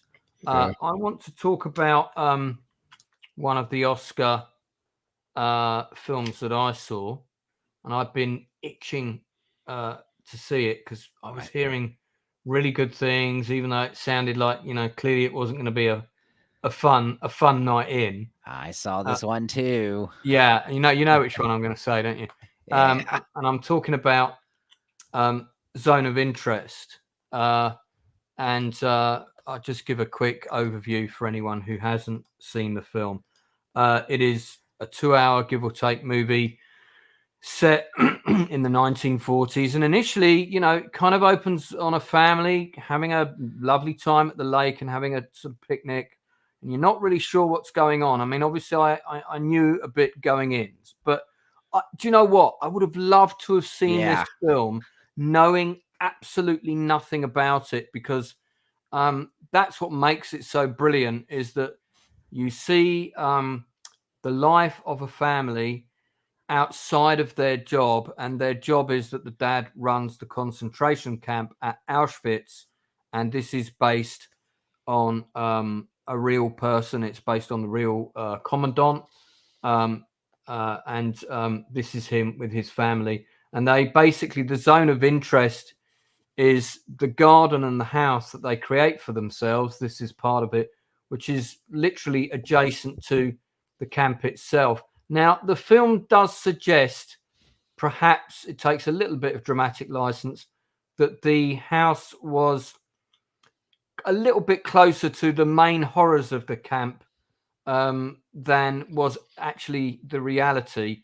The clearest part of the camp, nearest by these buildings you can see on the other side, they were primarily accommodation for the guards and administrative offices. It wasn't like extermination chimney number 2 was within 20 meters of the house. In fact, they were quite far away, and I'm going to show you just how far in a second. But what makes this film absolutely amazing, apart from the performances, which are really first rate, is the sound design and the business of the matter-of-fact business as usual minutiae of the family doing their kind of daily things in this horror, and also, you know, going over things like the construction of the crematoria as seen in this scene here, and discussing numbers and productivity, while the kids innocently go about playing and building castles and swimming or fishing in the river and so on. But you've got these layers of sound, and they were trying to work out how that sound would sound in the distance from the house, and they recorded different effects at different distances. And occasionally you'll hear gunshots, occasionally you'll hear executions. Where the film is weak is screaming, machinery, all There's sorts. Just constant like whirring of the crematorium. This constant it's really eerie. I think where the film lets itself down a little bit is at one point we follow the character and he goes to Germany, and suddenly we're in Germany and there are scenes in Germany and stuff like that. I would have been quite happy if the whole film had been in this house and the gardens. For me, that would have made it more contained and claustrophobic and horrific. Maybe a bit around the grounds and the perimeter. That was for me where I kind of got a bit, I became disconnected from the film. But that's a small gripe. I thought it was superb. I give it probably 8 to 9 out of 10. I'd love it if it won Best Foreign Film at the Oscars. I'd love it if it won Best Film, frankly. It deserves Best Sound Design for sure. I don't think it's got to get Best Sound Design. It has to. Because the sound design is the main character in the film. It's the movie. Because, I mean, if I would explain the movie, I'd be like, this movie is about a lady starting a garden and kind of getting her house in order. By the way. Yeah. I don't want to spoil that. But this movie is about a woman getting her garden in order, getting her house in order. Her husband has a job, and that job happens to be next to Auschwitz. But that's all incidental. The actual movie is about literally getting this house in order. That's the plot. It's a very boring, paper-thin plot, but because you're constantly hearing gunshots and screaming in the background, it just makes the whole movie creepy. But that being said, it's one of those movies you probably never watch again. Don't need to watch again unless you're studying the sound design, meticulously. It's one of those movies where not very accessible to the general public. A lot of people are going to walk out of this movie saying, what the hell was this shit? It was boring. I didn't like it. And they're welcome to. I'm totally allowed to. I wouldn't argue with them. So I'm just going to give you guys that are watching some perspective. And I covered this on our Band of Brothers stream, but I'm just going to repeat it again quickly. This is where the Jewish population, this is the ramp where they were offloaded. It was right here. These were the old train tracks. These are the new train tracks. These are the 1940s one. So this is the ramp where they were offloaded. There's a number of memorials and things there. And this is the main part of Auschwitz. Don't forget it had several sub-camps. But to give you an idea, one of the crematoria was located here. Another one was located up in the north here. And I think there was a third one. And then the camp was on both sides of the railway. But these red these red brick buildings that you see, they were part of the original camp construction, and this is where the house was. So you can see this is the guard tower here, but these are not the buildings that the Jews were housed in. These are the guards' quarters. So it was quite a distance where, you know, some of the other stuff was going. But yeah, that's fine. It is a very, very, very good movie. Enzo, you got anything else you want to say about it? Well, I do love Jonathan Glazer, so I do got a soft spot for that guy. But yeah, it's got his, under the skin. It's just one of those movies where it's just like unsettling and weird. Yeah. And it's probably easy to get distracted watching it. But don't do that. I don't know. Daft Plato's talking about, have you seen Ordinary Men based on the book? Yeah, I think that was about like ordinary men being placed as Nazi police battalions and executing Jews, even though they had no idea they were going to be doing it first. So I can't remember if I've seen that. Is that a movie? I've read the book by Christopher Browning. It's pretty horrific to listen to. They did get the roofs right and the chimneys as well. All right. Just so you know. I know Leroy's been asking about Iron Claw. Yeah, we talked about that. I just watched it. I think we discussed it on here, didn't we? We a while back, but yeah, what did you think about it? Enzo saw it and he talked about it, and I was just gonna say, like, I think it's overhyped. I felt like that. I think it could have been better as a series on TV. I think you could have had better character development throughout time, because I felt like it was rushed. I think the pacing was off a little bit, and I can see that. You could have dived into the wrestling a lot more, because that's what the whole family is based on, and you could have got it, because like the business part was just kind of like it was falling apart at the, like, you hear about it at the end, but you don't get any kind of inkling that it's not surviving. He's having trouble keeping it afloat until like the last act of the movie. And it felt rushed. It just felt like we're going to throw this in here, and then this is an added piece of stress. There's a lot of stuff missing from the movie. And Ric Flair was like poorly done. I think I agree with that. You could have had a lot more characters. Like you could have had a lot of other wrestlers in there. Like they had the blondes, and you had the Firebirds in there. But like you could have really capitalized on that. I felt like you could have done a lot more with it. Like Kerry Von Erich, he was in WWE as the Texas Tornado. I think he was his name was when he was in the WWE. Yeah, and then he became the Red Rooster afterwards, because they were trying to get him popular, get him over the top, and they couldn't. And I think you could have added that piece in there, how he failed out of the WWE. Like, there's so much I feel like it was left out. It's a good movie, but I feel like it was way overhyped. I was looking forward to this, and I just was. It was okay. It was. I give it like a 6 out of 10, maybe a 7. But yeah, I enjoyed it for what it was. I'm not a fan of this particular topic. I thought these 4 actors were very good. I'm a big fan of Jeremy Allen White. I really rate him. I think he's great. Zac Efron, man. I mean, he brought his A game to this role. What can you say? Far cry from High School the Musical. He probably bloody hell. I remember back in college, I really hated him because he was this proper full-on clean-cut pretty boy, and the fact that I think that might have been the motivation to why he decided to really, really try and show he had some range over the last, nearly 20 years or so.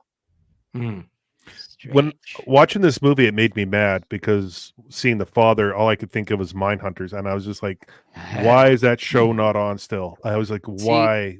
I recognize that guy from Fight Club and Alien 3. Yep. But yeah, definitely I've got one of the actors from Mindhunters coming on later next month.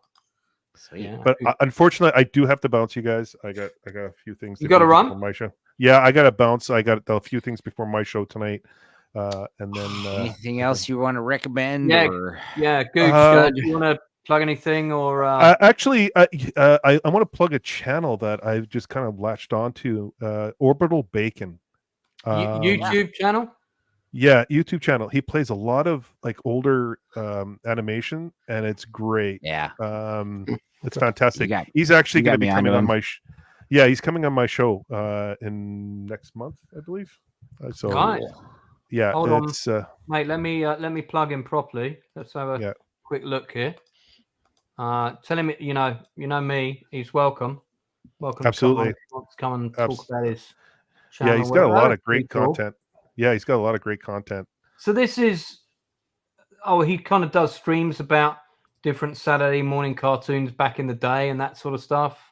Yeah, a lot of older cartoons, like not just Saturday morning, but a lot of anime, a lot of he has a few cartoons on there that I totally forgot about. I was just like, wow, this is on here. He premieres them every. I'm going to get this wrong. I want to say. Where does the copyright on all this stand though? I don't know. I'm going to ask him when I get him on my channel. Yeah. Adam Gray will be very interested in the workings of this man's channel. Yeah, I'd like to know if he's got GeForce. I'd love to see the original Japanese version. I think he has it on one because he has a few channels there, right? So, interesting. Well, it looks great. Yeah, he's certainly got a lot of content. 92,000 subs, not doing too badly for 165 videos. Yeah. Yeah, man. Well, I look forward to seeing that. Listen, always a pleasure to have you on. Yeah. And I'm doing a show tonight. I got the guys from 656 coming on tomorrow night. I have Adam Lawson. This guy is one of the busiest writers out there. He's a script writer. There's Adam. Adam. And then Thursday night, come join Stepenzo and myself and a few and Platoon and Andrew and Amateur. We do the Arcane, and that for whatever reason YouTube's latched on, and I'm like well over 2,000 subscribers. But please, if you haven't watched or you haven't seen my channel, subscribe to Diabolical Souls Presents. But it's been great. But yeah. Did you read my book yet? Yeah. Which one? The 1988 one. Yes. Remember, I had you on the show and we were talking about it. Yeah, but you're on my channel now, and I'm asking you here. Yes, I did read your book. I read it in a day and a half. Please give me a 2-minute verdict if we leave. No one's watching. Only 14 people. It's one of the best written books I've read in a while. It's overall, I felt very sympathetic and empathetic for this young man, and it kind of story about a young boy that learns his way and watches all these movies throughout the US and in England, and a lot of heartbreak, and it's an excellent read. I enjoyed it thoroughly. We broke it down on my channel greatly, and Cannoli's reading it, right? He's going to be reading it, and I left a comment on his channel saying like it's one of the best books I've read in the last few years. So. Well, I'm working on a sequel called 1989. It took me ages to come up with that title. Well, don't use Gooch because that's copyrighted. So, 1989 Gooch. I don't think 1980 Gooch. There you go. Yeah. Right, man. Great to have you on. Thanks. Thank you, Lance. Thank you, guys. I'll see you Thursday, Stevenzo. Yeah, and I'll see you Sunday, Northern English Batard. So, I'll see you Sunday. Yeah. So, all right. Everyone, take care. Everyone, take care. Yeah. All right. Cheers, man. Bye. So, for those people into documentaries, I've got one to recommend you. I thought this was a pretty good one. This is on Netflix. It's just dropped. It was made a couple of years ago, but it's not that old. Dan Candy's asking about my book, so I instinctively clicked to get the link, but I'll get it for you in a sec. This is about the 1982 Alpine Meadows avalanche. Do either of my American guests remember this incident? Started for 10. I'm going to have to hurry you. No? No, I ain't seen it. No, sorry, you're talking to me. Nah. You're not American. Nah, I didn't see it. No, yeah, so sorry, I was miles away there for a second. I do apologise. No, I was wondering. My question was, do you remember the incident? Not have you seen it?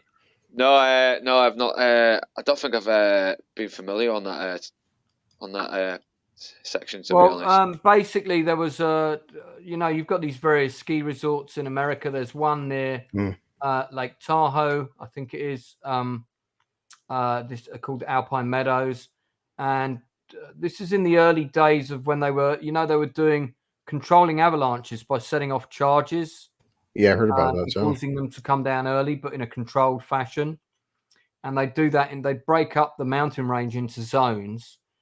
And there was this very, very heavy storm that kind of was relentless for a few days. The actual resort itself was closed, but the lodge was open. The staff was still there. And 5 sections of it all came down at once, buried 9 people, I think it was, or 8 people. And huge rescue operation. Tons of footage from the actual event, some reconstructed footage, of course. But it's really good. I mean, it's a really good documentary about a pretty pretty difficult watch. I mean, I don't want to give too much away, but anyone who likes this kind of thing, sort of true crime, I guess, to a degree, I'd say watch it. It will be up your street. I don't want to get into spoilers, but of all the people missing, there is one person who survives, and it's kind of a question of which one, and then it becomes a story about how they survived, and they were buried for like 5 days, man. I mean, it's pretty interesting. It's a pretty it's a pretty good watch. So I recommend that for anybody who likes that kind of stuff. Northern, what have you been watching? Well, I've been watching a couple of Guy Ritchie's older stuff, like a bit of Snatch. I did try watching Revolver for the first time, and I can see why that film flopped. It's mate, that movie. Yeah, it's really confusing, and it's just not even funny either. Then I watched Snatch later on, I was like, miles better. It's funny, it's crazy, and it was just very smart and witty. I mean, you can't have fun with it, but thank God Guy Ritchie ended up doing Rock and Roller and later on The Gentleman, which was that the first time you'd watched Snatch? I think no. I've seen Snatch since I was a teenager. Revolver, I had not actually watched until yesterday. Well, a couple of days ago, I should say. Revolver is a really weird movie. Yeah, I was real confused by the ending. Is Ray Liotta becoming schizophrenic now? And it's got no titles at the end. Also, Jason Statham with hair. Don't like that. Yeah. The thing is, Statham actually does do a good job, especially when he's playing different personalities. But it's just all over the place, that film. It really is, and it's not even funny either. It seems to take itself a bit too seriously. I have it on good authority that for quite some time, and maybe he still does, Guy Ritchie thought Snatch was his masterpiece. I saw it at the cinema, and I was like, "What is this?" And it did feel like a lot of pretentious wank to me. I'm sorry. Let's talk about Snatch for a little bit, because that's a good film. That's brilliant. Yeah, it's still fucking funny. It's still quotable as hell. He was like the British Quentin Tarantino, man, hitting the scene in the 90s and just doing this like. There's your friend. Yeah. There he is with his brother. So Fleming's old playing, Jason Flemyng. Remember when he got killed by with a 90s mullet? Deep Rising. He's coming on for Deep Rising. Yeah, we haven't set a date for it yet, but I'm excited. This was before Jason Statham started doing all the action stuff, because he was still just another working class actor. And this is before Stevie Graham. This is before Stevie Graham blew up as well. I mean, this is just before he did Band of Brothers. He only had a tiny part in that. I think this was a year before Gangs of New York as well. Yeah. When he it was in no. So, bet that reaction on his face is real there. Yeah. Yeah, I mean, Snatch is a fun movie for sure. It's a good laugh. It's typical early Guy Ritchie style. A lot of flash, fast editing, big characters. But it's a good, it's a good laugh. It still holds up well. I watched it not that long Yeah. ago, probably about a year ago. I still liked it, and I love Dennis Farina. Oh, yeah. Anyway, Yeah. Brad Pitt's a lot of fun in it. I Very love different Brad role. Pitt in that movie, especially the accent. Don Dags. It was saw talking this about, in theaters. Phil preferred Lock, Stock. I agree. Lock, Stock's a great. Lock, Stock is better, but Snatch might be funnier. Snatch If is more that's, mainstream. Snatch is more Leroy's accessible. saying my cousin and his sons agree with you about the Meg. I thought the Meg was crap, man. I hated that film. For a film that's about a really big shark, it eats a surprisingly small number of people. It did not deliver what it promised on the poster. It shows its mouth swallowing up about 40 people in one go. That's what I wanted to see in the movie. I wanted big to see shark. 40 people get eaten. Yeah, big shark like that would. I mean, that'd be like me trying to eat like little like krill, you know, like trying to eat little brine shrimp.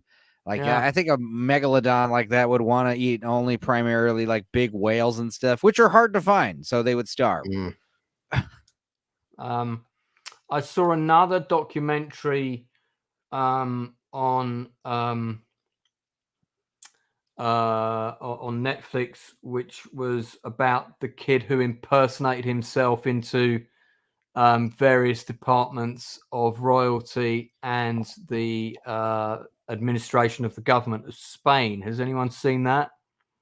Oh no, it's a 3-parter. It's actually pretty funny, and it's incredible what this kid got away with. I think his nickname was he was called something like Little Richard or something because he had a nickname. Little Richard was the guy who sang that, you know, gotta be smiling. Him, yeah. Let me get the name of it for you. The Trials of Gabriel Fernandez. No, that's not it. Hang on. Oh, that sounds pretty good, but that's not it. That's not the one I was thinking of. Darn. Have you seen adverts for another film on Netflix called I think it's The Tailor? I think yeah. I might give that a go. See what that's like.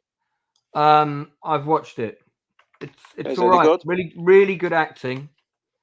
You mean the film, not the drama series, right? The film, yeah. Yeah, really good acting. Whether you like the movie or not, you'll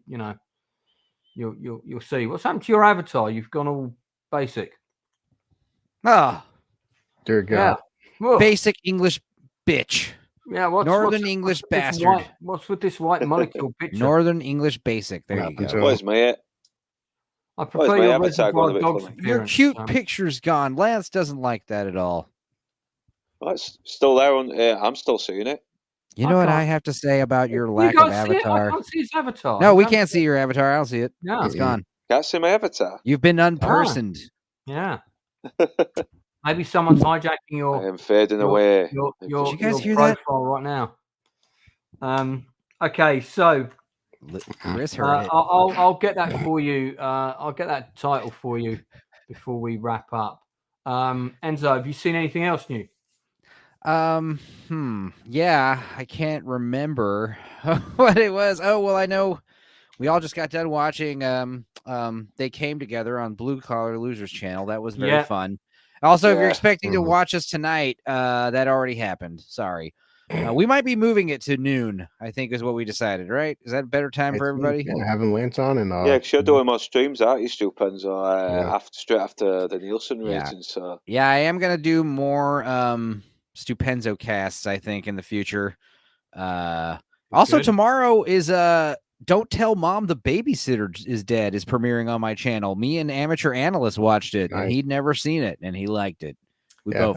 Mate, that's a great film. Yeah. Well, we have a pretty funny commentary for it, just like always. Action Jackson is doing pretty good, and back at it, baby. How many views has Action Jackson got? About 100, but I used to get like 1,000 videos, 600 to 1,000 videos, and then I did Schlocktober, and then my algorithm was nuked. And they didn't like Schlocktober, whoever runs YouTube. They were like, nope, no more of this, whatever this is, uploading a video, a whole unedited movie every day with you all saying offensive stuff over it. I don't like it.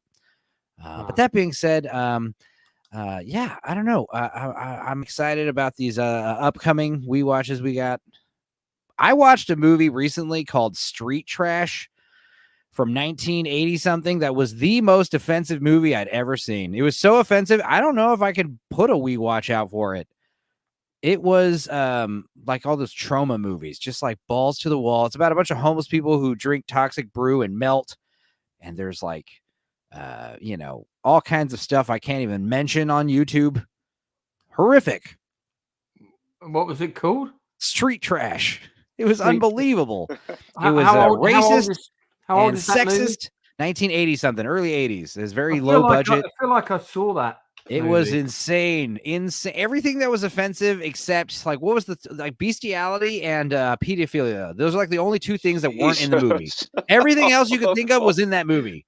Necrophilia and gang rapes and homeless people like robbing each other and it was insane. It was insane.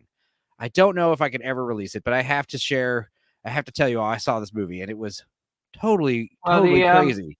The poster certainly does leave a lot to the imagination. The poster and the makeup in this movie is top notch. It's someone's getting really pulled good. into the toilet. Let's see what other stills we can. I remember this movie. I remember the title. The guys melting. The effects of these people drinking this toxic brew and melting was A++.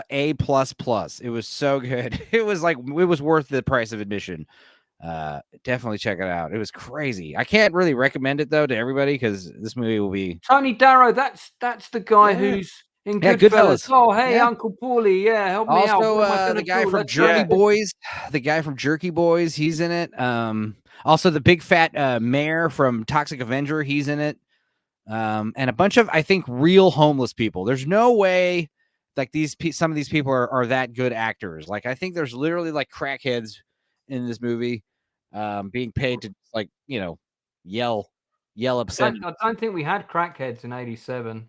But yeah, what do they call them? Junkies, winos. That's what they were, just addicted to booze, giving up on life. Yeah, very fun. Very fun, very wild, very crazy. Just when you thought it was safe to go back to the toilet, that should be the. It was so bad. Like when me and my cousin were done watching it, we were like, "Can we watch something like Krippendorf's Tribe or like a kids movie to like wash the taste out of our eyes and face?" Like that was such an offensive movie. Like I was taken aback. I didn't know Toxic had a cameo in the film. That's not Toxic. That's me. No, that's if you put me and Toxic together. And, oh my god, there's one of Enzo's cats. This cat actually it was a really good animal actor. There's a dude exploding. That's what happens when you drink this toxic brew, guys. It's not good. I was hoping it was like a zombie movie, but nope. You just drink it and melt, and it's like disgusting. This guy looks like a sort of Randy Quaid. Like Randy Quaid's evil uncle. He's about as crazy as Randy Quaid. Cheetos fall. Yeah. But what's crazy about this movie is like at the time, I'm sure it was like a little bit exaggerated. These homeless people. Now with these like tent cities and stuff, this is totally what it's probably like. It's insane out there, man. Like getting assaulted on street corners. Be a documentary. Yeah, and I wouldn't be surprised if they show you a screen share that is like too hot for YouTube. This movie was really bad. You might see a severed penis flying around. Who knows, dude? There's all kinds of crazy crap. Well, maybe we'll. Okay, so that's if you're a fan of me plugging my shit and telling you what else I saw. There you go. If you're a fan of 80s B movies, that one could be for you. Okay, so I can't find the name of this. The guy. I'll tell you what the guy's nickname was. He was called Little Nicholas. Oh, that Little Richard's a different guy. Little Nicholas. I said like Little Nicky is also another guy, so don't Google that. No, it's Adam Sandler, isn't it? I'm sure it was Little Nicholas. Nicholas Netflix. Little Nicholas is a comedy, 2009, starring Maxine Cad Murad. Nicholas has every reason to keep things in life unchanged. However, when he actually here we go. The title is Little Nicholas: A Life of a Scoundrel. So again, one for true crime fans. But I mean, what this guy did is, listen, it defies belief, but at the same time, you can just see how he got away with it. He basically realized that the way to get rich was to move in circles with rich people, and he passed himself off as an assistant of somebody well-to-do. He was always getting his picture taken with people in the reigning government party. At one point, he was actually invited to the king's coronation, so he was in the queue for the people that got to shake his hand. And part of the reason that he said he was able to do all these things was because he was an agent for what's called, I think it's abbreviated to ICN, which is Intelligence Central Network or something, basically like the CIA, but the Spanish equivalent of the CIA. And it's weird because you've got people that used to work for that organization confirming he was working for them, and of course the official organization denying it. But it's 3 parts. Each part's about 45 minutes. And he appears in it himself, as do some of his relatives, as do various people that he pulled one over on, including a reporter that's got it in for him. But it's a lot of fun. It's I can see them making it as a movie one day, and it will probably be, done by the same people that did Money Train or something like that. It might be a mini series, but it's good. So if you like that kind of thing, one to look out for. So it's called Little Nicholas, The Life of a Scoundrel. And that was the last thing I watched. So coming up, we've got a few different things, including. I'll answer quick. I did see the Bob Marley movie. I got a T-shirt for it. Oh yeah, how was it? No, I liked it, didn't love it, but I would say real quick, if you like Bob Marley, it's the film for you. I think it's like for a lot of people, because his life was so kind of tame in a sense. Like what makes biographies fun, it's like Johnny Cash or Ray Charles, all the horrible hidden stuff they did. And Bob Marley, it's just him just making songs and just talking about peace and love. And I didn't realize it's Kingsley Ben-Adir that's playing him. That's the British guy, isn't it? I mean, actor. He doesn't look like Bob Marley at all. I mean, he's got dreadlocks, and that's about it. Also, whenever the music biopic is like sanctioned and like signed off by the guy's family, that's always a bad sign. It was like before movie starts, one of his sons, which you found he's got like 12 kids. One of his sons like, hey, like I'm Bob Marley's son, and this movie meant a lot to my mother and my family, and enjoyed the film because it meant money for us. Yeah, it's also like. Yeah, I mean, hero worship. That's what this movie is just reminding me of. Just like Bob Marley did nothing wrong. He wrote some good songs, had some good vibes, and then he got cancer. I mean, it's nothing. There's nothing really, worth. Do you put any credibility in that story about the guy that worked for the CIA who confessed on his deathbed that they killed him? I mean, they killed him with cancer. I mean, if they can infect people with cancer, they gave him they gave him a pair of trainers which had some sort of spike poison in it. Apparently, anything's possible. Well, yeah, they definitely don't like it when people are preaching peace and kindness and togetherness. Martin Luther King, John F. Kennedy, Bob Marley. I don't like that shit. Tends to reduce all those international weapons sales. Well, that was open like 15 minutes of the film, which I knew of Bob Marley, but I didn't know the fact that these guys tried to freaking kill him and kill his wife. I'm like, oh shit, because he wouldn't pick a political side. And the fact that and this is history, not spoiling it, like they shoot his wife in the head. And the fact that I'm like, oh God, his wife is dead, but she survived. But she survived like 3 gunshots to the fucking head. And I'm like, yeah, you'd be surprised how often people survive that kind of thing. Also, that's the other thing. Biopics, man. Like I want to see a Gigi Allen movie. Show me that story. Show me that biopic of that music guy. Like, let's see the guys that are really crazy. That their stories are unbelievable. Like what? That's me. It's like it's more like once the the assassination attempt is just him making Exodus, and after that, it's him getting the cancer diagnosis. Then his very last concert's One Love, and then just the crawl at the end where it's like, hey, Bob Marley died so and so. Like they don't spend too much time talking about the whole cancer thing. It's got like maybe 10 minutes of the film. It's not like they don't talk about it too much. It's just more like him making songs like I Shot the Sheriff or War, and it's pretty much it. Like they don't delve too much into the whole, because it just seems like he'd have like a very controversial life. Yeah. Right. I mean, but I enjoyed it. I'm sure it's probably got a good soundtrack though, with all these Bob Marley songs on it. Yeah, it's got good songs, but yeah, there's this. It's just like it's an average film. So. Okay. Does he do a good job of portraying him though? The main guy? I think so. I'm not sure if that's actually Bob Marley's voice or him as a voice actor. Because remember, like Joaquin actually did Johnny Cash, but then Ray Charles dubbed over for Jamie Foxx. So I couldn't tell if this was the actor or just a Bob Marley dub. Because there are times he's in the studio singing Bob Marley's songs. So yeah. I mean, I have to look up later, but I think from what I know of Bob Marley, he seems like the actor's fine. It's just it's a fine movie. It's nothing spectacular, but like it's worth a rental. What's your favorite Bob Marley song? Sure. I mean, God, there's a lot of them. I think I Shot the Sheriff is like kind of the catchiest, but like War is really good. Exodus is a good song. I mean, but the man's got a huge library. Yeah, well, don't worry, be happy. Every little thing gonna be all right. You guys are naming songs that are not, but War is not Bob Marley, and neither is Don't Worry, Be Happy is Bobby McFerrin. Well, he sings War, though, didn't he? Yeah, but he sings War though in the movie. Oh yeah, probably in the movie. He sings I Shot the Sheriff.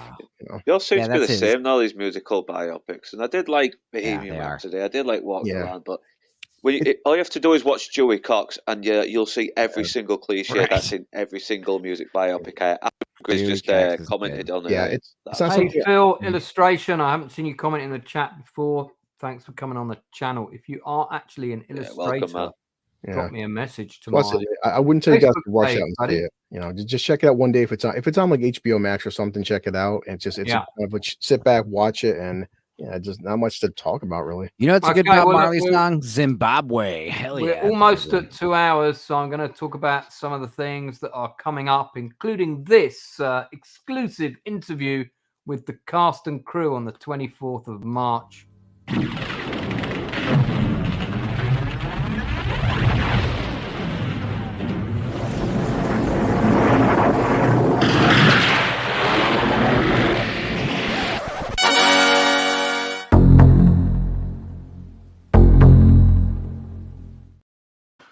Yeah, that's right. We have cast and crew of The Thing, the musical, coming in on the 24th of March to discuss the show with us. Is that a Jim Henson movie? Jim Henson production? Is that correct or no? Big project for Hollywood. This very excited to be talking to some of the.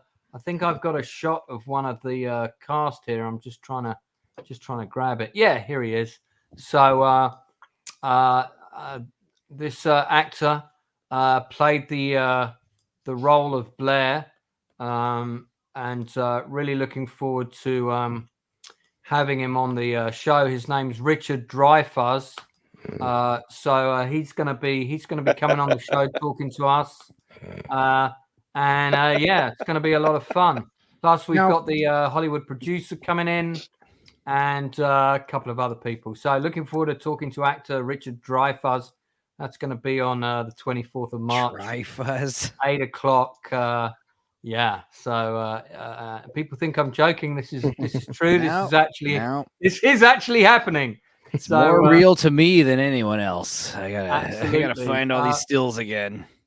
Before that, we've got the Nielsen ratings, of course, every Tuesday.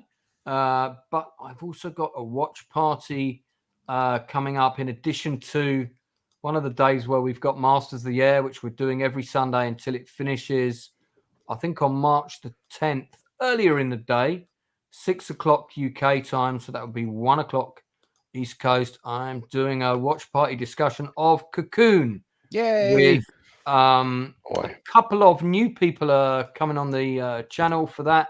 Anti-Derivative Jill will be coming on. Cool. along with, I think, Culture Casino, if he's available. Neither of them have seen the film before. Wow. Yet both claim to be huge science fiction fans. Naturally, they were appropriately chastised by me immediately and promised to watch it forthwith. One of the best science fiction films ever made, in my opinion. One of my favorite films of all time. Definitely in my top 30 films of all time. And really looking forward to talking about it at length. Also got one of the best scores ever by James Horner. Yeah. So do check that out. I've also got a couple of interviews coming up. I haven't got the date for Damon Herriman yet, who was in Mr. In Between, but he will be coming on the channel. I was hoping to welcome somebody else, but don't think that's going to happen. And then we've got the special on 5 days at Memorial. Tomorrow night, I'll be doing an in-depth review of Shogun episodes 1 and 2, which have now dropped on Disney Plus. I'm halfway through the first one. Quite enjoying it. Better than the Richard Chamberlain version. And I'll tell you why, because 50% of it is from the point of view of the Japanese. And I really like that, actually. It's got a much better beginning.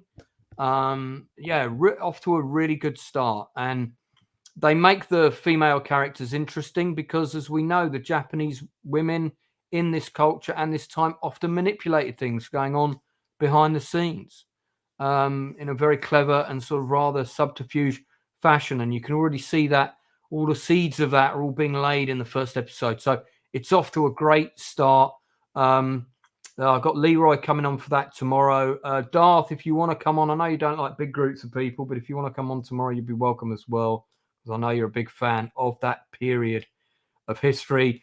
No, it's in Japanese with subtitles. Only the Portuguese characters speak in English. So Portuguese is done in English, basically, and Japanese in Japanese. Really good. I recommend it. We'll talk about it more both tomorrow and probably next week as well. We were going to talk about the new Look. Did anyone watch it? Did anyone get to watch it?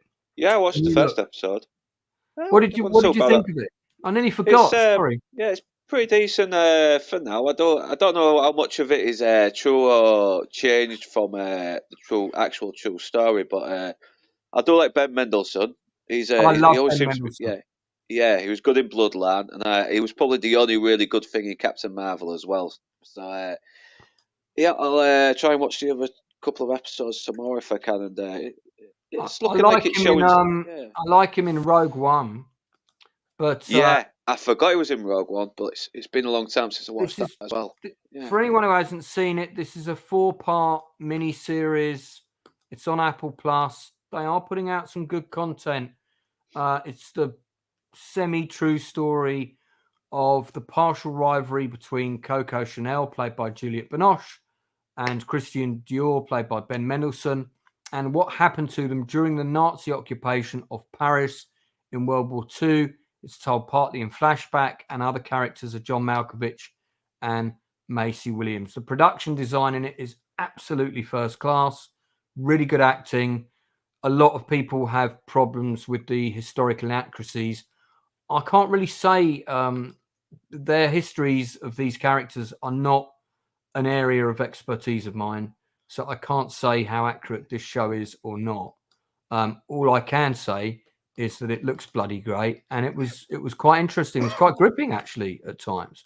We do know that Coco Chanel collaborated with the Nazis. She very much tried to play both sides, and it was only because apparently she was a spy as well. There was rumours that there's theories that she was a spy for him. Well, she was having an affair with this guy who was a very high up Nazi collaborator. Yeah, by the way, he lived a really peaceful life and kind of, ended up living in the southern Spain or Costa del Sol. Died quite happy with a villa and a pool, But yeah, it's a good performance from both of these actors. I really enjoyed it. I've been looking on Internet Movie Database, and a lot of them are really complaining that he should have been played by actual French actors, especially when you have some French actors like, shut up, It's all about the actors. Get some good actors for the parts. Don't matter if they can speak in the accents or not. It may well be that, you know, in order to appeal for an international audience for it, because you don't want it to become too niche. It's quite a niche topic. You know, not everybody's going to want to watch a show about the history of Coco Chanel and Christian Dior, but throw a few Nazis and Ben Mendelsohn in there. Now we've got a party. Yeah. So, you know, I mean, I think it's a pretty decent show. As I say, I can't vouch for the historical accuracy. I've been answering comments, by the way, all week since we did the Masters of the Air stream, because while I can, I try and answer every comment that's put on my YouTube channel. You know, and it's interesting to see people saying which bits of episode 6 were and weren't accurate and so on, and lots of interesting comments, and I appreciate those comments. Yeah, but yeah, this is a good show. I think it's worth checking out. Accents only matter in Inglourious Bastards. Don't know about that, Don. But yeah, it's good. Cool. Yeah, sorry, I nearly forgot that. It was on the list. It's on the scrolling list even, I think. So, and I watched it. I pretty much watched it all in one go. I do think it's worth your time. So it's a goer, eh? A goer? Yeah, Go? it's a goer. Does it go? It's a goer. Nudge, nudge, wink, wink, So say no more. next week, you want to discuss the new Kevin Costner trailer because it looks freaking No, good. fuck that. Let's talk about it now. Yeah, that was a good call. Because I was just thinking checking we were to see forgetting what something. We were you know forgetting why? something, I didn't Because remember. I know, yeah, we had an emergency meeting about the Willy Wonka immersive yeah. experience. Because sometimes you said like you get like 2 hours, you don't want to go too far, so I wasn't sure. No, but Yeah. I do want to talk about Horizon because I said I Apparently- would. Apparently, this is why he left Yellowstone for us. I mean, yeah, well, Yellowstone is run its course, I think. Yeah. So this is a 2-part. Enzo, could you get the trailer link? Because I'll put it in the chat. This is a 2-part feature film event. Both the films are dropping in June, I think. One, the opening week of June, the second, 28th of June, something like that. Okay. Nice. And this is a bit, it's a kind of, it's got that kind of how the West was won. Yeah. Huge epic vibe told from multiple viewpoints. You've got storylines told from Indian points of view, Kevin Costner's character, civilians trying to make their life out West. There are cavalry. It looks amazing. I'm just going to say it looks incredible. They filmed on real locations. These are not shots with CGI mountains and all of that. Yeah, Lance, it says the budget's $100 million. So Kevin Costner put his own money in. Yeah. Put his own money in. I mean, it looks amazing. It looks fantastic. I really enjoyed 1883. Thought it was a good show. People have differing views. I quite enjoyed 1923 as well. Well, one storyline of it I didn't, but the rest of it was good. This looks good. It's got an amazing cast. Yeah, this cast is huge. I mean, not only is the cast huge, but look at the quality of the actors in this. And, you know, he's got Kevin Costner, Sienna Miller, got Michael Rooker. I saw Giovanni Ribisi in the trailer. Who else is in it? Will Patton. Abby Lee girl. Ooh, from Neon Demon. Yeah.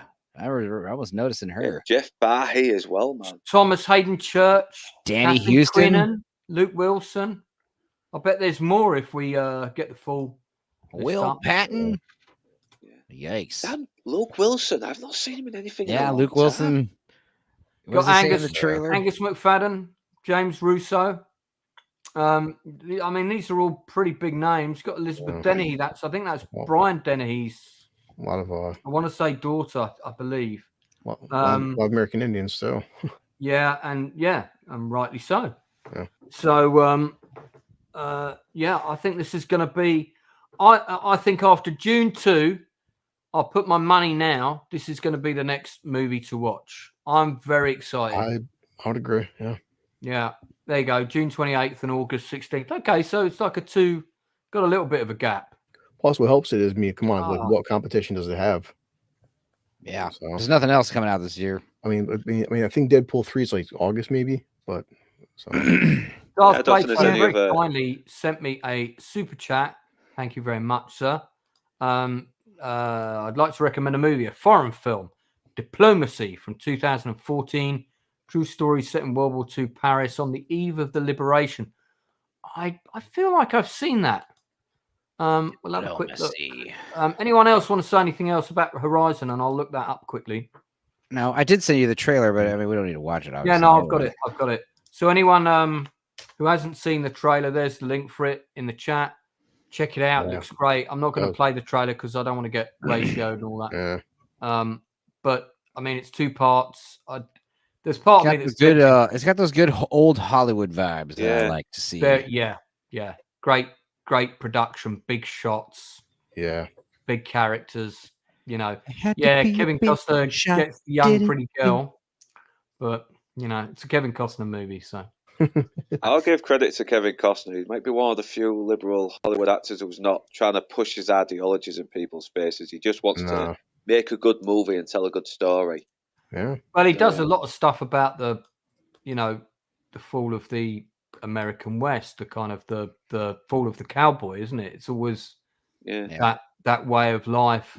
Yeah. And the Indians' way of life and the pioneer days. Yeah, wasn't it the industrialization that really killed the Wild West off? Yeah. Let's have a quick look for this film, Diplomacy, before I go around and you guys can plug your shit. I plugged my shit already. I think we already did plug our shit, and then we got distracted with this. We had to bring this back. I forgot. Okay, yeah, this does look familiar, but I can't remember if I've seen it. So this is a recommendation from Darth Plato, Diplomacy 2014. There's a really good movie called Is Paris Burning, which is a great film, older film about the liberation of Paris. Yeah, here we go. So from the Academy. What? What? Problems. What's he saying? Get the gas man over there. I'm just telling Blue Collar a little secret. Yeah, yes. Okay. With my ass. Okay. So shower style led. All right, cool. Well, I'm going to check that out. So we'll look at that. Thanks for the recommendation. Always pleased to hear recommendations, especially if it's a film I haven't seen. And I'm amazed there are any World War II movies I haven't seen. All right, great. So has anybody got anything they want to plug before we go? No, I mean, I think like another hour, me and my buddy gonna play the greatest Starship Troopers game ever made. So Helldivers, yeah. I love this. Yeah, that looks good. That the fact that it's making Starship Troopers relevant again, I'm fine with that. Because it's weird too. So many people on the internet, like, I never seen Starship Troopers until now. Like, okay. For anybody who's been watching my gaming streams, I did my Southern campaign as the South on the American Civil War. And I was like, right, I've got to get the biggest army I can get for the Battle of Antietam. I got this much bigger army. I got my ass completely kicked. Again, lost. Fun. And that was the end of my campaign. So I still can't get past Antietam on the easiest level as the South. Damn. Yeah, it's defeating me. And I watched videos of how to do it, and I did that guy's tactics, and it was working like really well. And then suddenly it all went wrong, and I was like, "Oh shit!" No, and I thought I was doing really well. I got round behind him, I flanked him, but in the meantime, he'd like decimated my army that was holding him back. And by the time my guys got there, it was less of a pincer movement and more of a ravel. So, hey, fun times. There we go. Fill illustration again. There's an actual Starship Troopers game. Yeah, it came out, Starship Troopers Extermination. Apparently, it's gone a bit downhill though. Yeah, that's what's funny. It's like the game that's not Starship Troopers is doing better than the actual Starship Troopers game. Which games are you talking about? It was also a board game back in the day by Avalon Hill. Apparently, it came on Steam. They were beta testing it, and something bad happened. So it's like, everyone's focusing now on Helldivers. So beta. So it's not on. It's not on. It is on Steam. It's just called Starship Troopers Extermination. Right. And I guess it was but they were still testing it and they're pre-playing it. Like, I don't play Steam too much. I just read up on stuff. I wait for consoles. Right. Well, I do play stuff on on Steam. Yeah. I do actually want to do a kind of a strategy games, maybe top 5 strategy game stream at some point, something like that. So, yeah, you know, start thinking about your favorite strat games, boys. You might be getting into that at some Play point. Risk. Risk. Yeah, I used to play that on the computer. It kind of gets a bit, you know. Well, I still boring. have the Seinfeld. Remember Seinfeld episode? Indeed. Oh, that reminds me. There's a new Larry David Curb Your Enthusiasm episode. Oh, who's he pissing off now? The latest season is first of all, he gets arrested and imprisoned in another state, and he's trying to get rid of the woman he's seeing, and yeah, it's all pretty cool stuff. Nice. All right, okay, I guess we're going to wrap it up there, guys. So, All right, man. Thanks to my regular panel, Stupenzo, Blue Collar Loser, and Northern English Bastard. You're welcome. Tomorrow at 11 o'clock Shogun. to do Shogun. And I don't know, I might do if I can't sleep, I might do a gaming stream later today. Might try and do Antietam again. But out here in Texas, we got shotgun. That's all we need, partner. Get a good spread. All right. Thanks very much for the chat. Thanks for the super chat, Darth Play-Doh. Thanks to everyone who contributed. Thanks to Jack coming on the stream and telling us about his Willy Wonka immersive experience. And it was very kind of him to come in and do that. It did give us a Amanda too frontline perspective on the event. But until tomorrow at 11 p.m. UK time, that's bye from us. Take care. Bye for now. Bye. Very much. Oh yeah.